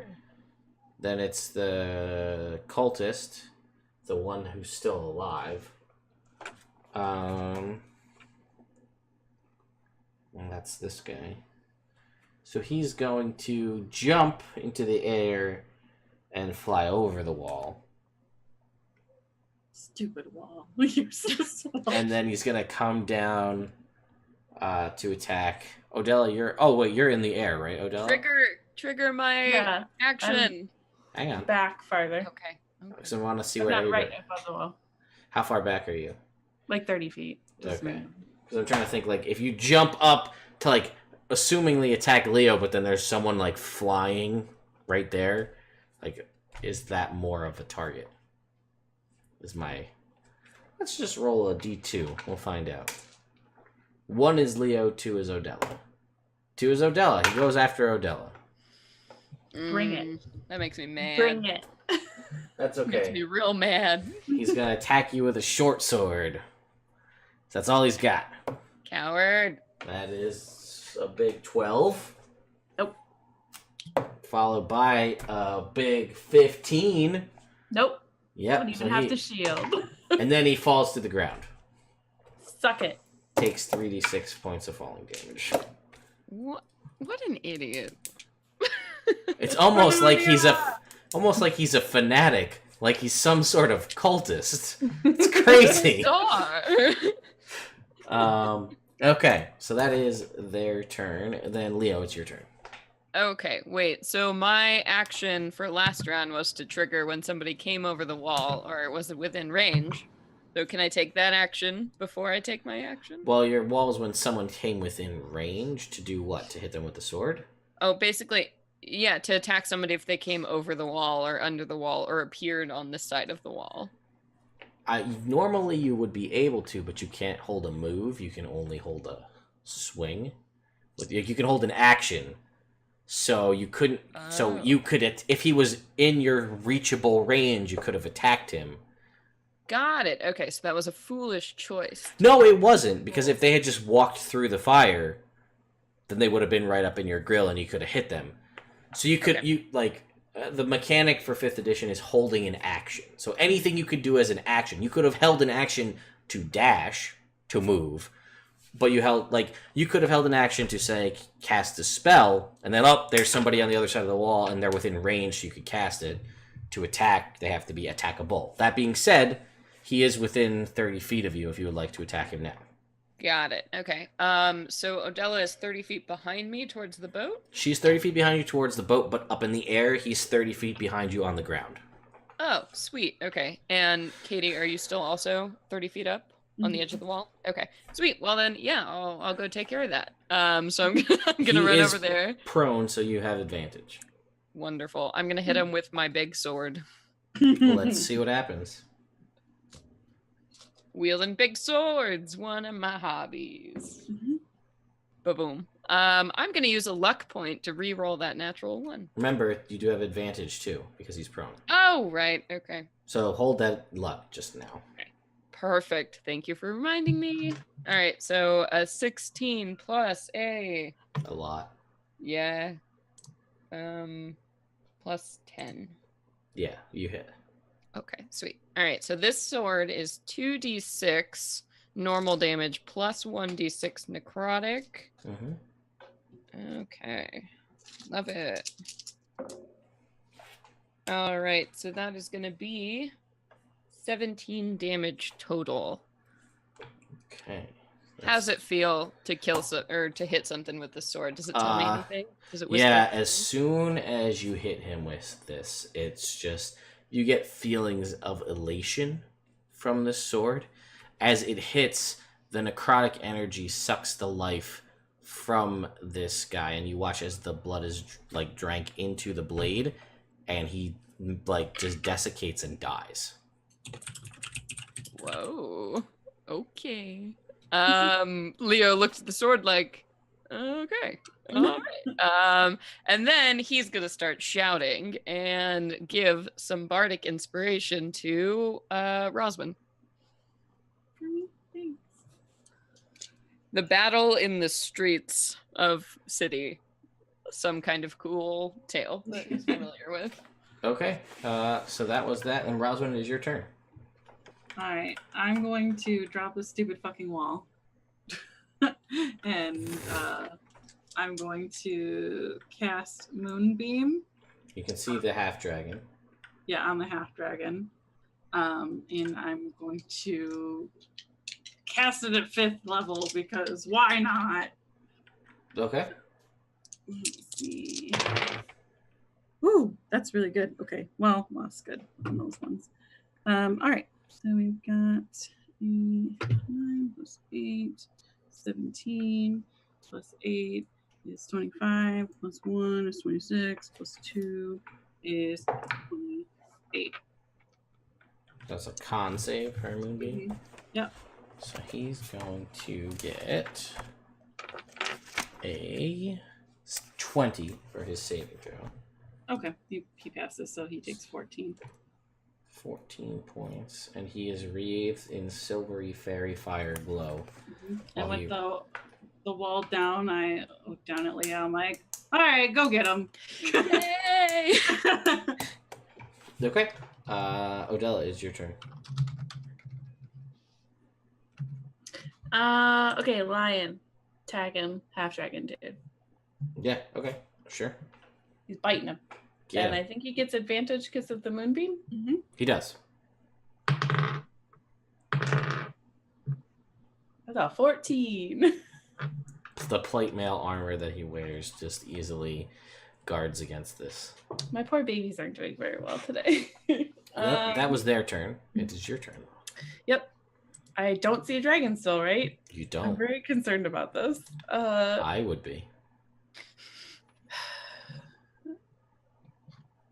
Awesome. Let's see here. So currently the only person that you see is this blue half dragon. All 3 cultists are down now? Yes. I will Eldritch Blast him. Okay. Roll me some blasts. I get 2, right? Yeah, one more level, you get 3. And you have advantage. And you have advantage. It's a natural 20 for 1. Woohoo! And a 19 plus 11 Yeah, you're good. for the other one. Okay. Natural 20. So, go ahead and roll me 2d10 plus 5.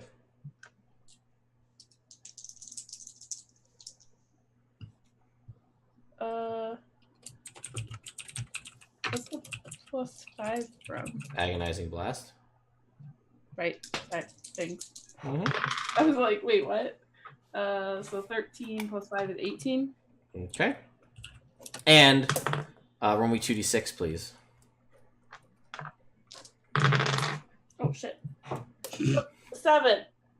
7 gold coins rain from the sky. Golden chocolate coins. Yay! What is this? I thank Beladris. Yeah, I sure. appreciate it every time. And the second one was 10. Still plus 5 is 15. Yeah, plus 5 every time. So,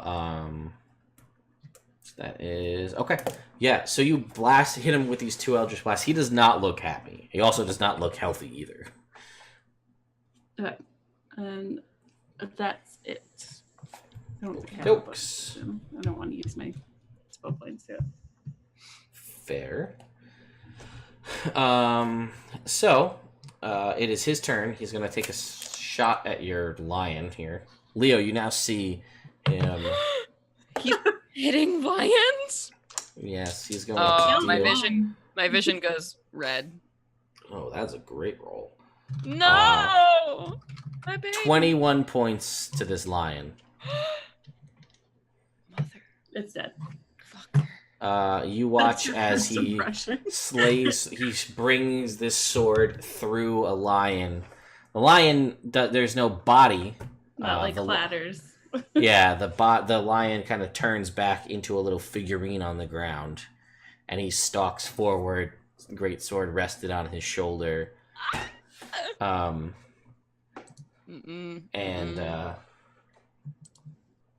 he points at you, Leo. Oh yeah, we're gonna have some words. Oh, and he has to take his Oh damage yes. too. 10. Is it if he starts? Starts his turn. Yeah, it's when I cast it when he starts his turn inside of it. Okay, so he's gonna pass. Alright. That's 14. 23, 30, 33. So were we doing higher? Yeah, So 16. Wait, no, 17. 17. And when he leaves the fairy fire or leaves the moonbeam, the silver light dissipates. So he's no longer at advantage. So he leaves the moonbeam after killing the lion, and he staggers a little bit, coughs up some blood, but still puts the point of the sword face down and beckons you forward. Yeah. Okay. Okay. Sorry, my own little lion is Yay! being an asshole. Aw. It's Wingman. He hit my mic. Yeah, that's all Okay. right. Then it is your turn, Leo. God, I'm gonna kill this guy. Oh. So how far is he from me? He is probably, because you move back, we'll say he is, we'll just call it 60 feet. How about that? Wonderful. Okay. Then let me just double check my range here. Yeah, I'm gonna look at him Mhm. and I'm gonna be like, really? And like have my big sword over my shoulder, and then I'm gonna point at him and I'm gonna cast heat metal at a 3rd level spell on his armor. Okay. He does not get a save. No, he does not. He just takes damage. That'll be 3d8 fire damage. Boop, boop, boop. Okay.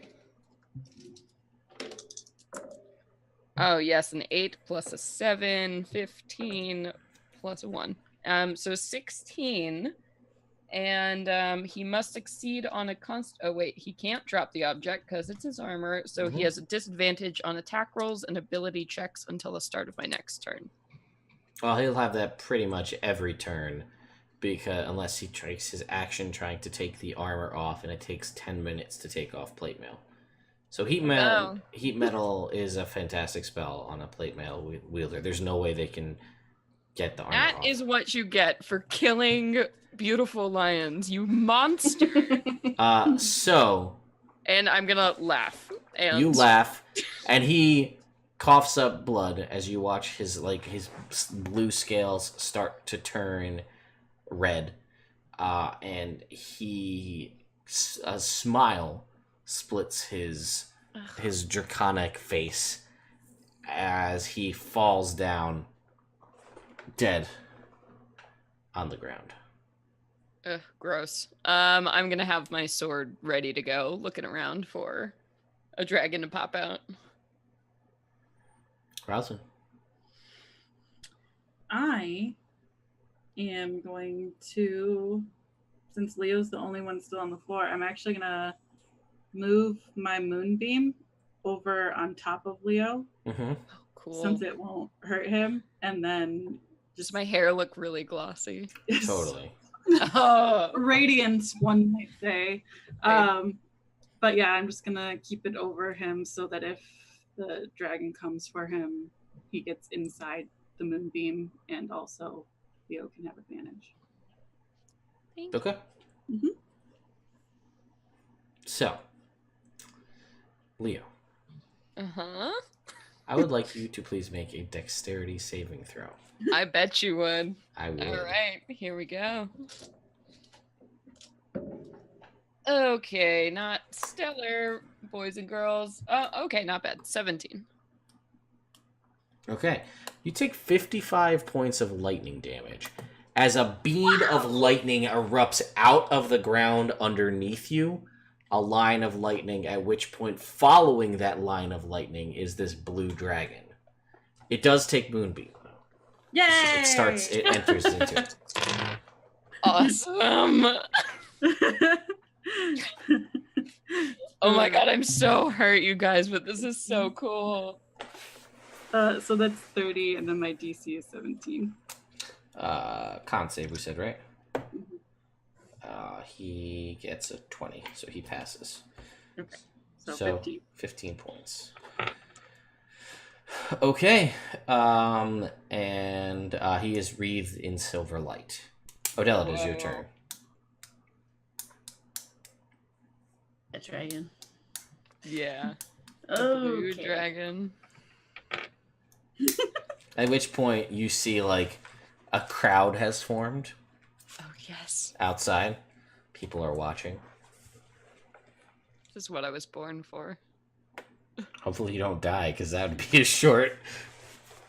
No, that's okay. Just don't reincarnate me. It's my goal. I want to die young and beautiful. Let's hope that Leo never pisses Roslyn off, because then she's gonna be like, "Come on, Goblin!" Okay, I'm gonna use my ring of shooting stars Okay. To do I'm going- which one? to use it to do. I gotta find the stuff on it. Where's the one that I like? Don't know. Me either. There's the shooting stars. Okay. 6 feet, 15-foot cube. Can I do it behind the dragon so it doesn't hit? Sure. Okay, so it has to make a dexterity saving throw. 21. I'm assuming that passes. It's a 15. Yeah, so he passes 21. Oh, sorry, I didn't hear what you said. Mhm. Okay, so it's 5d4, half 5d4.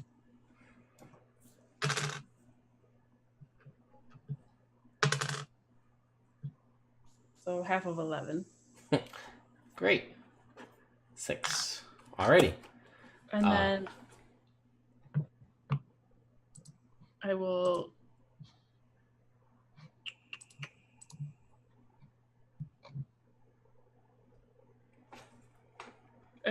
quicken an Eldritch Blast. Okay. So make 2 attacks. Is it still in the Moonbeam? It is still in the Moonbeam, so advantage. That is 20, not natural, Yep, that hits. and 29. That also hits. I just had my D10 earlier. So 12 plus 10 is 22. 20. Plus 10, right? Yeah, 32. Alrighty. So, also, I think The link just posted automatically in the chat. I'm gonna check real quick as it goes around to back to Leo's turn. Okay. All right, yeah, that link, guys, that just posted in the chat for our merchandise, it's on sale for another 3 hours and 25 minutes. Ooh, give If it you'd now. like to pick up any of the sweet pixel art versions of things that were made by Katie. They're super cool. Go buy them now. And Anyway. on that note, I have a question. Drinking a potion, is that a Bonus action. bonus? Okay. Love it. Love it. Great. Because I think I'm going to chug a supreme healing potion. That's fair. That is, please remind me how many? Supreme or superior? Supreme. Oh, it might be superior. I wrote down supreme. I don't think. Oh, it's fine. Superior is 8d4 plus 8. Supreme is 10d4 plus 20. Supreme is 10d4 plus 20. Wow. Okay. That's supreme. Superior is the lesser version, which is 8d4 plus 8. Okay. I'll trust what you have written down. 10d4 plus 20. Wow, that's awesome. Well, we great. all did get like supreme healing potions at one point from something. Yeah, From so the that's fine. I have Dragon two. Horde, I think. Yeah, Yeah. probably from one of the hordes. Okay, so I will do that as a bonus action, and then I'm gonna hit this dragon because, that's my jam. All right, guys, taking bets. Do you think it's gonna be better at wisdom or strength? That's gonna be better Probably strength, probably. Strength is probably higher than wisdom. Mhm. All right, sweet. Then I'm gonna try and hit it with a menacing attack. All Okay. right. Okay, I'm gonna use a luck point to reroll that. It's in Moonbeam advantage. Oh, I love when you say that. Okay, great. Then that'll be a 25 to hit. That hits. Okay. Sweet. And then it needs to make a wisdom saving throw or be frightened. 19. Okay, so it makes it. How much was the damage? Or you didn't roll it yet? I'm about to tell you it is 18 damage Mm-hmm. for that first swing. And then I get my second attack. Mm-hmm. Moonbeam. Okay. A 19. That hits. Okay. All right. And then that is going to be 12 damage. Okay. And then I am going to go ahead and pop an action surge to do it all over again. Fair enough. Okay. All right. So that'll be a 24 to hit. Oh, yeah. Okay. And then we're at 20 damage. All right. First hit. Second attack. Yep. 21 to hit. Mm-hmm. That'll be 12 plus 6 is 18 damage. Okay. And then I think I'm good. Did you add the extra D8 damage for the menacing attack? No, I did not. Or the D8, yeah. So add that. Oh, plus 7. Okay. Okay. So, That's a lot of math. you guys watch as Leo draws forth this sword and just starts hacking through this, and all the while, like as the sword swings and cuts, and there's this spray of blood, like it goes out before it right back into the sword, and you just feel just like happiness, the likes of which you've never felt from an object, as this sword just drinks in this blood, and it's seemingly like it's not physically glowing, but like it's glowing with just excitement for this. Roswell, it's your turn. Hmm. Okay. This big black sword Odella pulled out of her hole is just positively bulging with energy right now. Oh, it's so excited. It's about to I was explode. gonna say that. How far away is this thing from me? From where you are, probably only like 30 to 60 feet away. Somewhere in that range. Maybe we'll say 60 feet, I guess. Okay. I'm going to move 30 feet up. Mm-hmm. Oh shit! I don't have blight prepped. God damn it. Okay. I guess then We can say you're 30 feet away if it changes things. I don't really. Well, no. I mean, I was just gonna move up 30 feet so that I was 30 feet and then cast blight, but I don't have prepped as it turns out. That'll do it. So I'm just going to. Leo's right under it. Yes. Okay. Or we're in the same space. It's not flying, right? We're both on the ground. Yeah, it's not flying. It's like right next to Leo, like burst out of the ground next to him. All right. I'm still gonna move 30 feet up. I don't really have much I can do that doesn't fuck up Leo too. So I'm just gonna do a produce flame. I mean, I can take some hits right now. I'm back up almost at full. No, it's fine. I feel confident that we're. All right. So let's do that.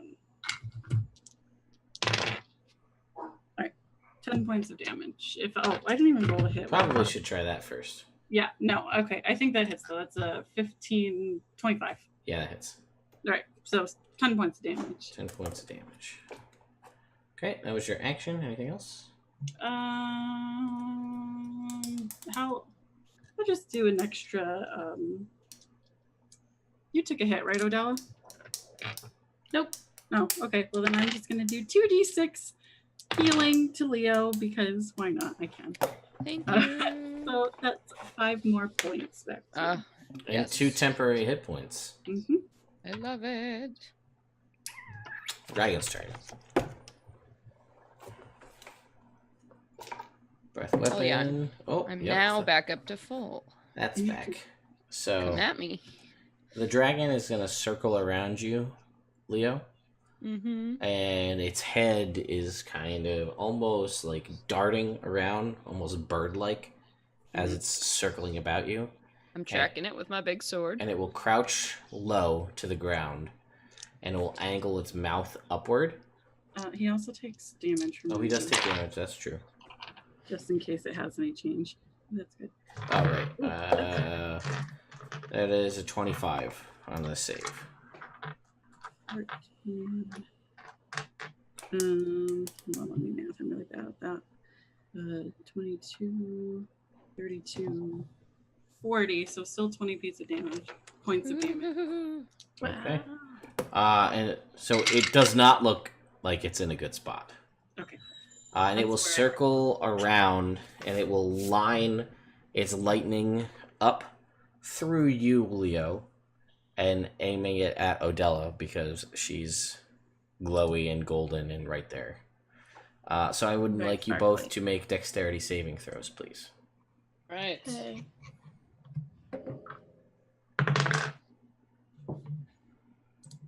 You have- 16. No. I was gonna say you have luck if that matters for you. Yeah, I'll pop a luck. I'll pop a luck. This feels like a good. Yeah, that's great. 19. That did better. I'm gonna use my favored by the gods. Well, that's only if you fail, right? So you have to. Okay. I got a 10. So that's a fail. You are correct in your assumption. I'm sorry, mine was a 25 altogether. Okay. Oh, great. 13. All right. So Odella, you take 55 points of lightning damage. Okay. You take 23 points, Leo. Okay. So that is its turn. And now is Odella's turn. Okay. How are you doing? Are you okay? Her hair looks crazy right now. I've never seen it like this. You must be in desperate trouble. Yes. Let's see. I here. get to go? You just flamed it. I thought that was the round before. No, Okay. it goes before Odella, but it hadn't gone for like 8 turns because it was just moving. Gotcha. Okay.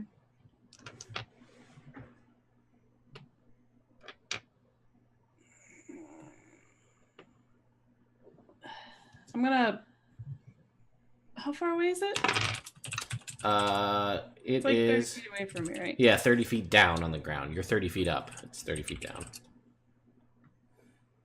I'm gonna move within. I mean, either way, this is gonna be fine. Whatever. What does more damage? I have to get close to it anyway. Okay, I'm gonna move within 15 feet of it, and I am going to cast Spirit Guardians. Oh, okay. Very cool. So he's gonna make a Wisdom saving throw. Nice, nice. And well, why don't you describe to the party, the internet? This is the first time you've ever used this spell. Yes. So mechanically, spirits will surround her in a 15-foot radius, swirling about her, causing difficult terrain and damage to anyone in it or entering into it. But describe to us what it looks like. So instead of like multiple spirits, it looks like just one big spirit, and it looks like kind of like a unicorn, but it's like scaled and golden, and has like cloven hooves, and kind of like instead of having one horn, it has like two horns that go up, but it's a Kieran. Yep, I don't know exactly how to say that, but yeah, and it just kind of like gallops around her. Okay. Very cool. Sort of Patronus-y, like, if you will. I mean, that's how this sort of works. So, he got a 22 on his Wisdom save. Go ahead and roll me, I think it's 3d8. Yes. 13 plus 5 is 18. Okay, 18 points. Cut in half because he passed is 9. Plus 10 because of your thing is 19. And it staggers for a second, and it kind of drops to the draconic, I guess, an elbow, which is like the equivalent of dropping to a knee, but it's got 4 legs. So it like gets down, and its head dips, and it like shakes it off, and this Kieran is swirling around you and around it. And it does not look good, Leo. Wait. Does it also get plus 10? I counted that, yeah. Okay. I got that. 9, because he passed, plus 10. Cool. Thanks. Okay. Mhm. All right. What must I do to run upon this creature and jump and drive my sword through its head? What must I do? Well, one, it's there. It's in front of you. It's face to face with you. So how about I pull up my Dungeon Master's Guide with the rules for climbing on a larger creature. Like a true, just drive my giant sword through its skull, because I'm really vibing on that right now. So please make me an athletics check. I would love to do that. All right. I am going to use my final luck point. Okay. Because it's worth it. All right, that will be a 21. Okay, now make me an attack. You make me an attack roll with advantage. Okay. Because it's 1, you're on its back, but 2, it's in a moonbeam. Okay. So a 15 plus a 10 will be a 25. Okay. How would you like to do this? Awesome. Okay.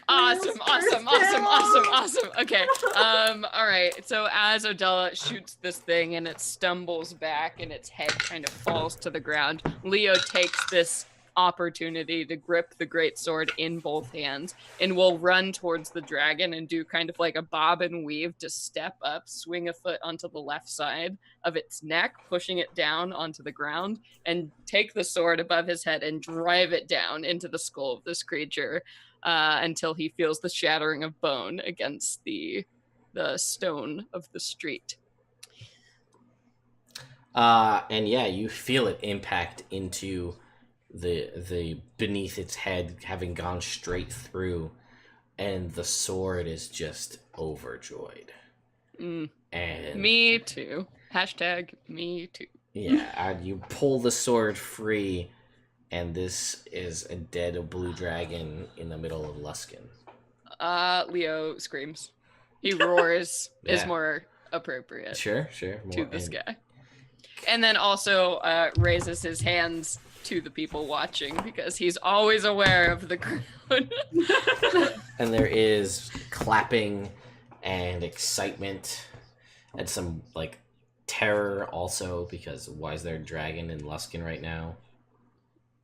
There's not anymore. I druid craft some roses that fall down on Leo. All right. And then I go to Odella and I cast heal. All right. Thanks. I actually leave Spirit Gardens up and I go to Leo and I ask for the sword back. Okay. So Leo is already so happy, and he's like shouting valorous things and looking at the crowd and on top of a dead dragon, and he looks at you and he's like, I don't think this is really the time. Like, we've got a waiting, like, no, I got to clean off the blade, and I'm going to hang on to it. If you're cool with that. Yeah. I'm not cool with that. Please hand the sword back to me. Why? It's just, I'm like, God, there are people watching. Like, I Leo think you can greet your adoring public without the sword. Why do you want the sword back so much? It's a good blade. I can't believe you kept this locked away. It's beautiful craftsmanship. I'm gonna hold it like against the light. The light shines off with the morning light. Shines off of the blade. The dark black greatsword blade. So pretty. A person of great evil wielded that blade, and when I touched it, I did not feel that it had good intentions, and I'm worried that it's whispering things to you even now. Okay. Please just hand it back. I would like to accompany this statement I'm about to make with a persuasion check. Sure. You can. Objects are not the source of evil. It is those who wield them.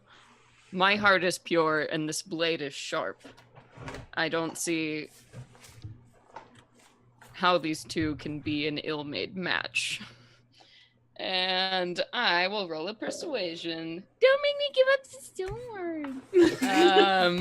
Yeah, baby. Sure, you can give it back. That's what she's really testing. A 19 plus a 12. Jesus. 31.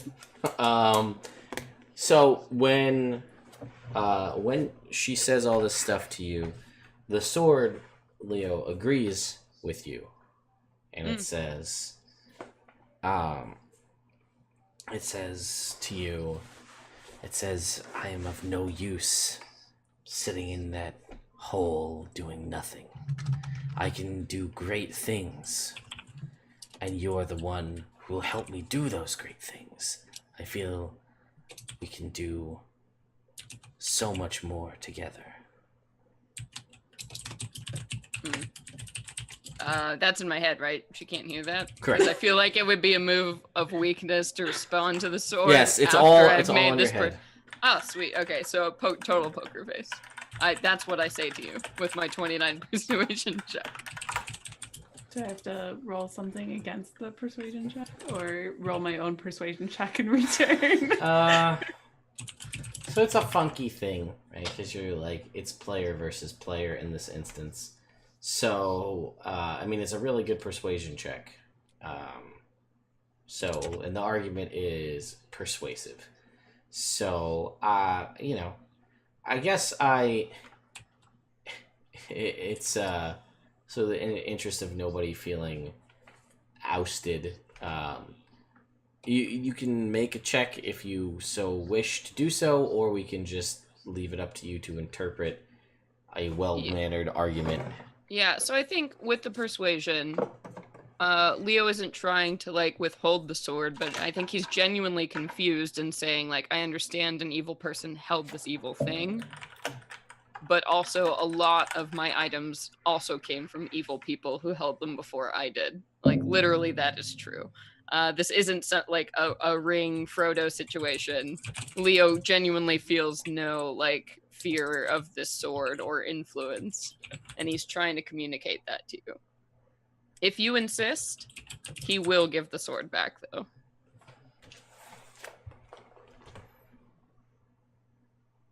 Della will consider for a second.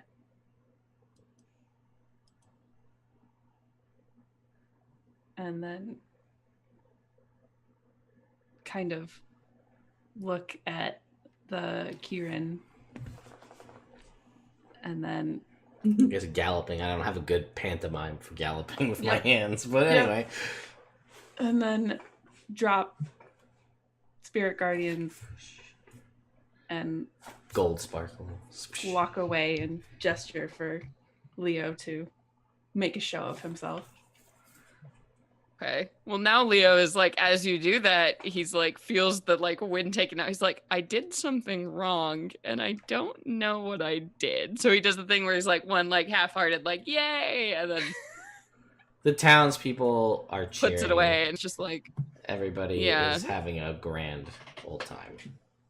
well, now it's hollow because he pissed someone off he cares about and has no idea why. So he's like, The sword tells you, don't worry about it. It's fine.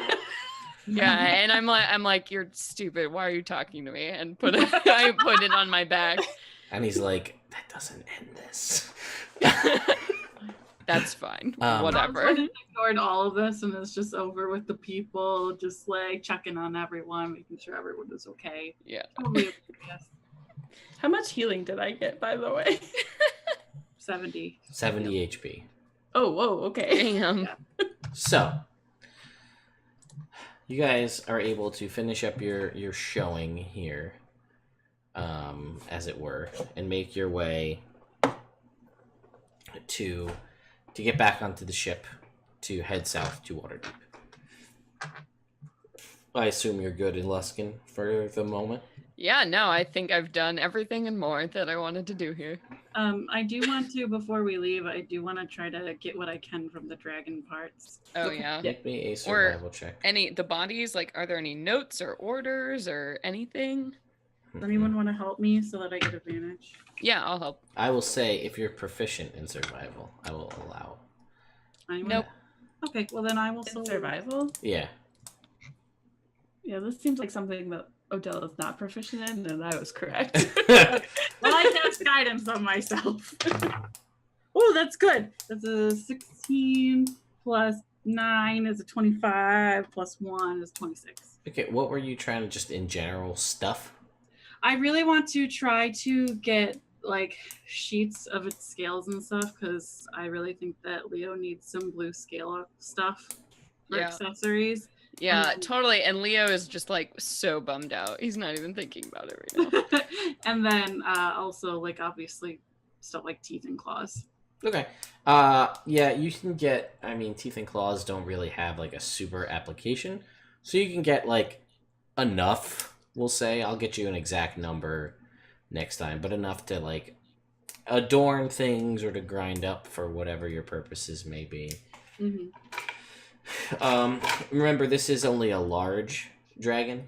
Not like the other ones you fought have been huge or bigger. So Yeah. they yield a lot more scales.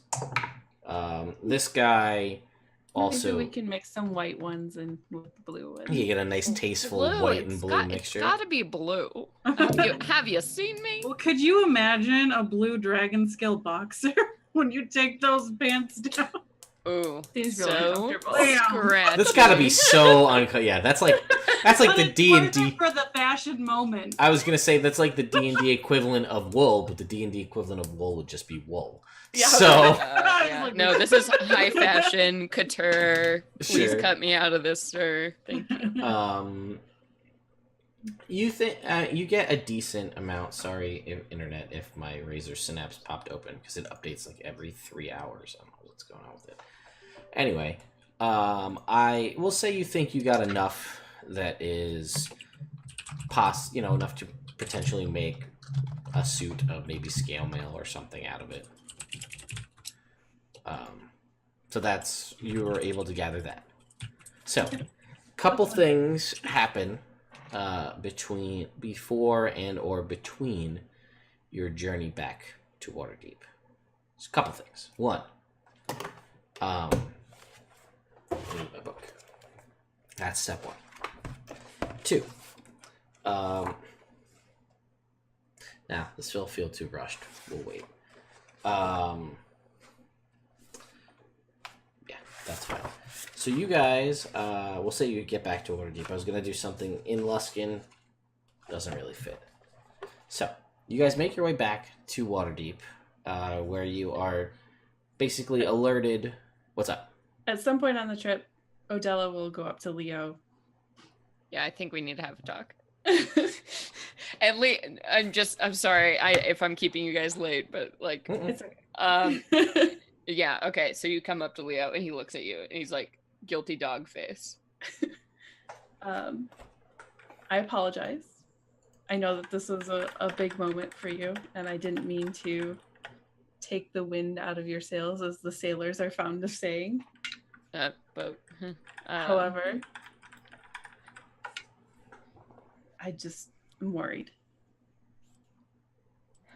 no, I understand. I didn't mean to sound so harsh. Sometimes I think of things because I'm a man of action and I don't understand necessarily the thoughts behind the feeling. And like, have the sword, like you have it. I'm sorry, I didn't even ask where it came from. I just took this from you. So please take it back. I wasn't thinking of anything in that moment other than also it's clearly weird. It has creepy voices, but I mean, I can handle that. I'm not evil. I know you don't know who I am, but that's not me. Are you like handing her the sword right now? Yeah, absolutely. I'm totally shoving it back. She'll take it, and I want to do an insight check on. After I take it, I want to do an insight check on Leo to make sure that he's not like going through withdrawal or some weird thing. I'm having my.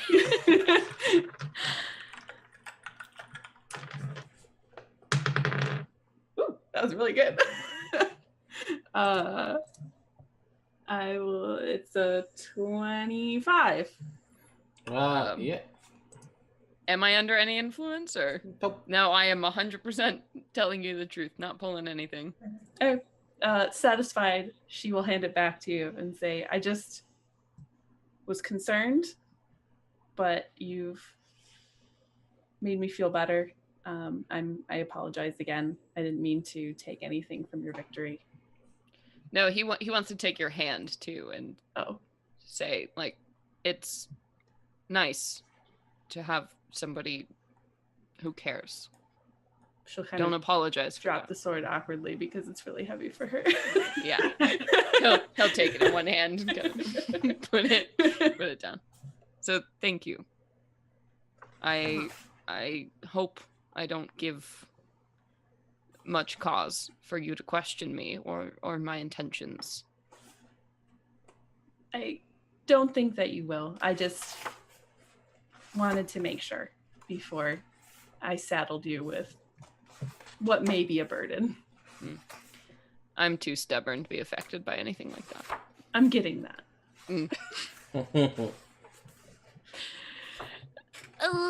Yeah, he gives you a winning smile. Odella will hug him. Oh, he hugs you back. Moment. Yeah, She puts like the sword awkwardly down. like soft hugs you though, like okay. I don't know. Okay, he won't soft hug you. He'll give you one of those good hugs. You know those good hugs? Yeah. Yeah. She stiffens a bit, but is then happy to give a hug back. Yeah. Thank you. So, that happens. You now have the sword. You're able, if you choose to, I don't know if you're fully attuned or not. If you choose to de-attune, you can attune to the sword and get the full benefits if you so choose. Which is something. For right now, I will not, but I will keep it for consideration. Okay. So that is something. You guys make your way back to Waterdeep, at which point you are summoned to a council almost immediately by Leosin. You have since found out, and you're briefed on this as you step inside, that Lord Neverember, has been replaced as Open Lord of Waterdeep by Lady Laurel Silverhand. She now is the head of the council. He sits at her right side and is alongside a human female that is introduced as Elia, is her name? Elia. Elia, we met her, right? I believe so. You guys did. Yeah. I don't think I did. Elia is a silver-haired human female. Correct. She Yeah, was you very, didn't. Very interested in Lux. Very interested in Lux, yes. This was in the last campaign. I did a little NPC dropping, so they weren't totally unawares of who these people were. So during this meeting, they basically are discussing an increase in activity by the cult, an increase in dragon activity specifically. You get the feeling that things are definitely escalating. Seems to be the general thought of what's going on. So a couple of things. In response to Varum, okay, the Harpers are on board with the fact that he was not slain. They're big fans of that. Because now he can provide them additional information, perhaps could be used as a spy. That's still up in the air. Tarn Hornblade, aka Thunder Spells, he's also on board. And Conrad Braunanvil of the Dwarves is also excited that he was captured, and he wants to make an example of him in a dwarven, like in a court of dwarven law. So that's his plan. The Emerald Enclave, not as happy though, because they feel like it's just going to complicate things further. The fact that he was captured, like were he slain, like it's a weird situation, right? Were he slain, it's a tricky balance situation. Having him here and having him captured just escalates chaos and unbalance. But he's been nothing but compliant, they tell you. Crossman's like, you just told me not to kill anything if I didn't have to. Damn, guys. So, having heard your tale in the past couple days, 3 or so days, as it took for them you guys to get back to Waterdeep, the Arcane Brotherhood has expressed interest to the council that they are indeed on your side and willing to help in what means they can with the adventure. Everyone seems to be relatively happy with this, as they're a powerful ally, except for Anthar Froom, the leader of the Order of the Gauntlet. Why? What? Why? Why? He says the Arcane Brotherhood doesn't police its members in what kinds of knowledge they pursue, and that sometimes he's heard they tolerate evil wizards in their company.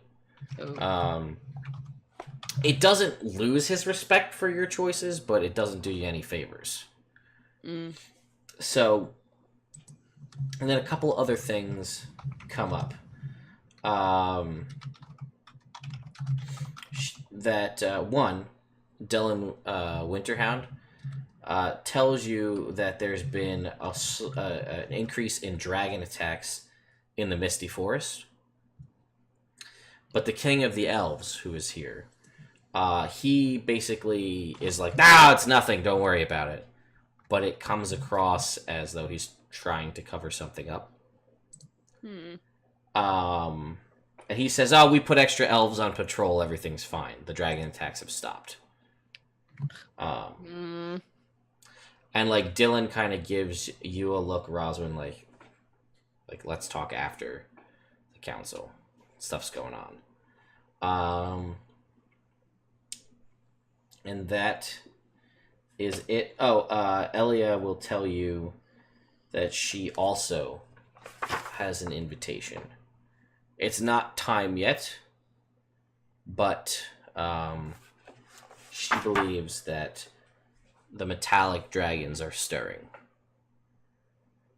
and that a council is imminent. Ooh. Ooh. Cool. So, 2 things happen, and then we'll end for tonight. 2, 1, I don't know. Here's what happens. Let's go with this. When you guys break from the council, before you meet with Dylan, and because he's got obligations that he needs to do, and he'll catch up with you later, Roswin. Is there anything high level you want to do that we can just describe and come back to it next time. What, in Waterdeep? In general, yeah. Oh, basically, I was just going to talk to Leosin about stuff, but... Okay, so basically what I'm going to say is for things to work out, Dylan's going to tell you that it's going to take some time because the elves are kind of being weird, so he will reach out to you, Roswin, about what to do with this. But basically, you guys are going to have some time to yourselves before these kind of next missions have come out. Or no, you're allowed to go on that. So that night, Roswin, two things happen. I don't want to squeeze these in at the end, but I'm going to. That's fine. I'm a big girl. You are greeted or awoken in the night by an elderly woman who appears in the room where you're staying. And if you guys are all staying in the same room? Different no? rooms? Probably different rooms. I'm probably not there. Yeah, I don't want to stay in the same room as Leo. Are you in the same room as Roswin? Why? You'd be so It tempted. depends on Roswin. Yeah, Roswin's always in favor of being around her friends.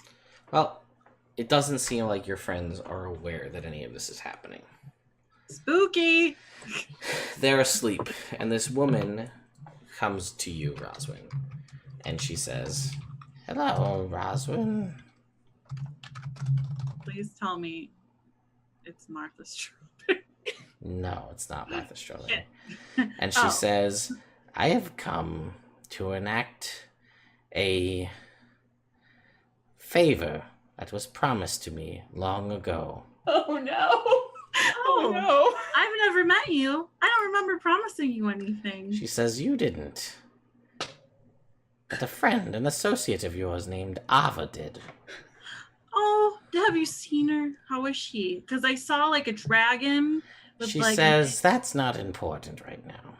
kind She told me I could come to you and your friends at a later date and ask for a favor or something that I wish to have and that you would all grant it to me." What can I help you with? And she says, "I want just one simple thing from you, Roswin. I would love a strand of your hair."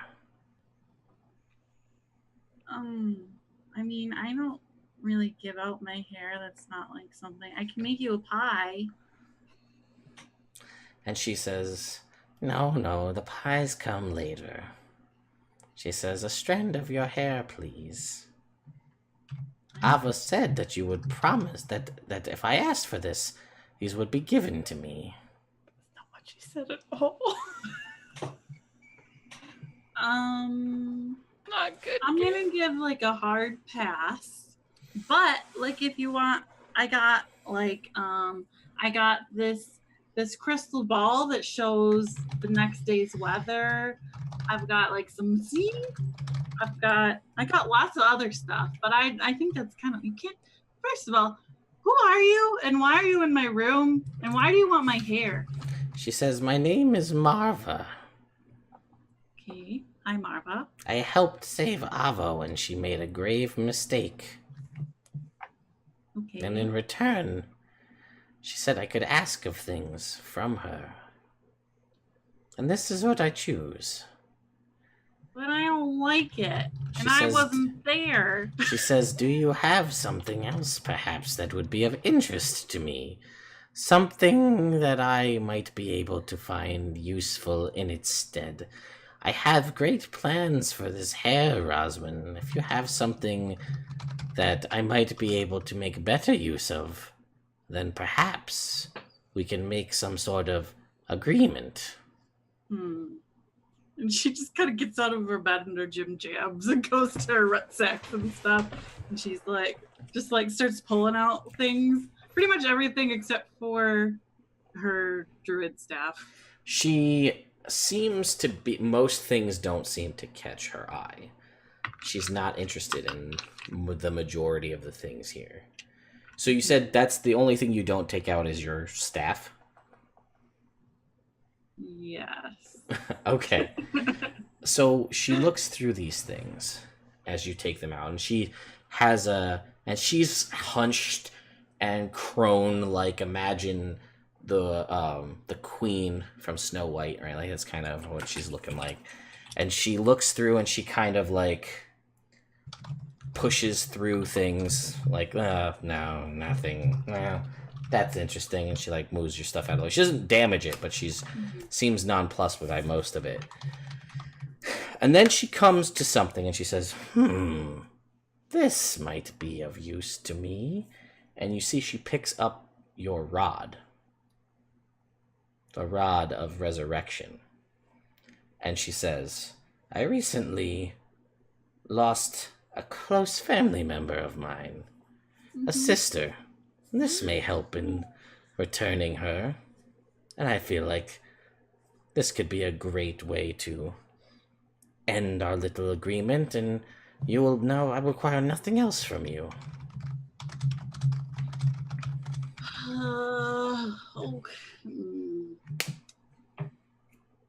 Okay. Well, if you lost your sister, I get wanting to bring her back, so you can have it. And then she says, thank you, Roswin. This will be of great use to me. Oh no. Sweet dreams. And No. then she just... And then you wake up from like a dream. And she's just like, shit. So you wake up from this dream. Mhm. Whether or not in a cold... I would say like a normal person would wake up in a cold sweat, but I feel like Roswin's just like, that was some nice old lady who wanted my hair. That was weird. Yeah. She kind of Papa she'll did get up. tell her name and stuff. She did. Yeah, she told you like her name and like the weirdness involved with it, but But Ava thought she was That totally over cool. A year ago, and she was just an old lady to Roswin. Yep. yeah, that's what I Yeah. thought. She was just a nice old lady who had like a weird shop that disappeared. I don't know. Yeah, and she's just kind of gonna get up from her little bed and like check her stuff and go through it and see if it was just a dream or No, the rod is indeed missing. cool. But as you look through your stuff, the moon is not a full moon. Maybe 2-3 days after the full moon. Let's make it 1 day after the full moon. That Okay. works.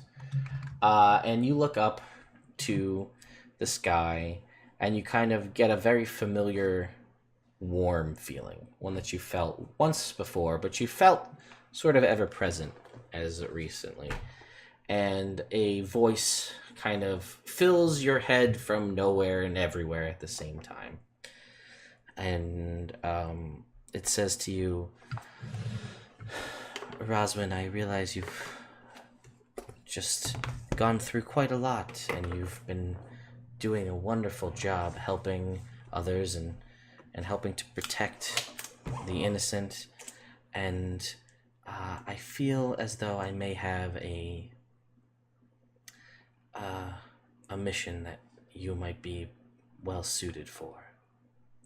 Someone has recently found themselves in quite the predicament, something that falls within my purview, and I was wondering if you'd be willing to assist them in their trying time of need. Roswin is like already putting on her boots, and she's like, yeah. And then like afterwards, maybe we could hang out for a little bit. And what's your favorite kind of pie before I lose you again? Because like I was talking to you the whole time, but like you didn't say anything back, and that's cool. You're busy, I assume. But like before anything else, what's your favorite kind of pie? And you hear like a soft chuckle, and she says, in Martha Strawberry's voice to you, "Oh, strawberry is fine." Okay. She like takes out a little notebook and she's like getting ready, and she writes on And strawberry. basically gives you like that this lost soul in need of your assistance is not more than 2 days travel from where you currently are. But it's important that you make haste. Gotcha. And she just is kind of like still like putting all of her stuff back in her bag, and she like Does Odella hear any of this? Now she does. Now that you're putting stuff in your bag, Okay. after the hag and the deity piece is over, then like real world returns here. Sound returns to the room. Okay. And she's just like, hey, Odella, I'm taking a little trip. I'm going to be back. Don't worry about it. I got Wait, this. what? No, it's cool. I was talking to Feeling Yeah. by yourself? Yeah. It's totally great. I gotta hurry though. She said, make haste. And so it just feels really important. So you guys just stay here and I'll be back. And Why can't we come with you? she only invited me.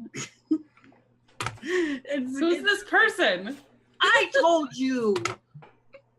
You know, like super pretty lady. Sometimes she's like the super coziest grandma, you know, and she's, you know, Oh, the Mhm. moon Yeah. lady?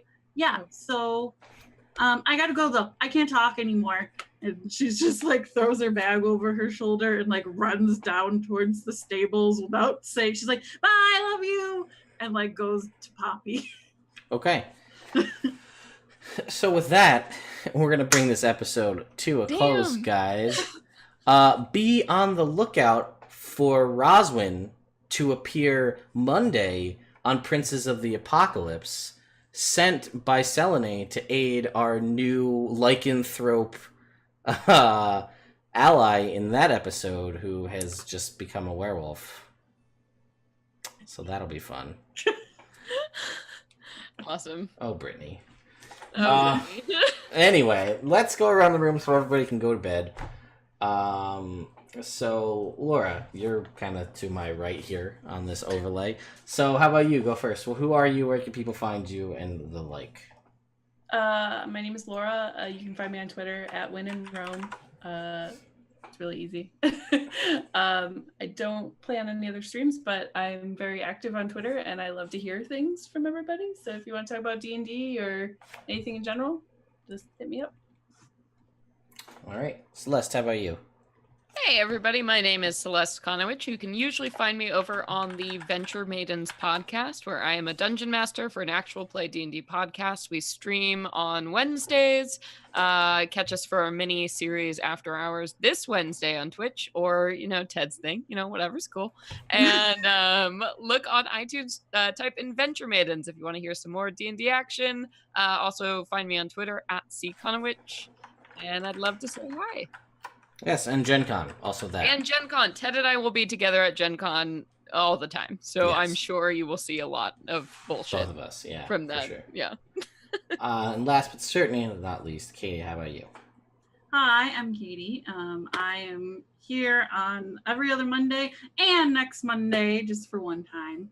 And I'm pretty excited about it, guys. So I'll be here. You can find me on Twitter at lazy_mermaiden.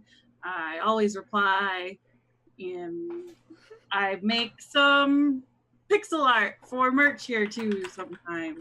It's super That's cool. my stuff. Yeah, the link to the merch is in the chat now. If you're curious, I'm going to post the link for everybody that may be watching on Mixer or YouTube. Sorry, it'll be double posted in Twitch there. But yes, you can pick up for the next 2 or so hours. Everything on TeePublic is 30% off. So if you want to pick up anything, now is the time to do so. I just bought a whole bunch of stuff. So I'm gonna go buy a bunch of stuff after this is over. yeah, I had to get my my Princess of the Apocalypse shirt to wear at Gen Con. Oh, I've got to get my Belladonnas shirt to wear at Gen Con. Yeah, Oh, so fun.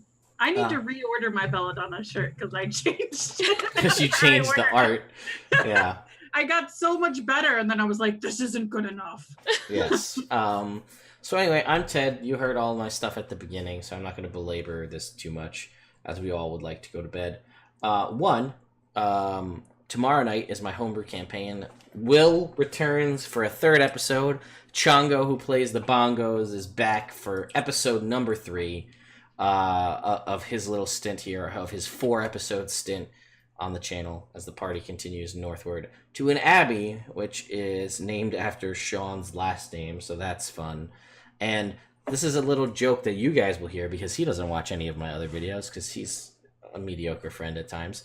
But each of the masters of all of the martial arts schools in the abbey are all named after Mountain Dew flavors, which is an homage to him. Oh, hell yeah. So we've got the Master of Codes, the Master of Light, the Master of Darkness, and then I couldn't come up with something clever for the Master of Dew, so it's just Dew, But D-E-W. what about the new Baja Blast? No, I mean, Baja we were going to have the Master of Games because we talked about game fuel, but no. So they each have their own different style of martial arts that they follow, but they're all named after Mountain Dew flavors, so that's fun.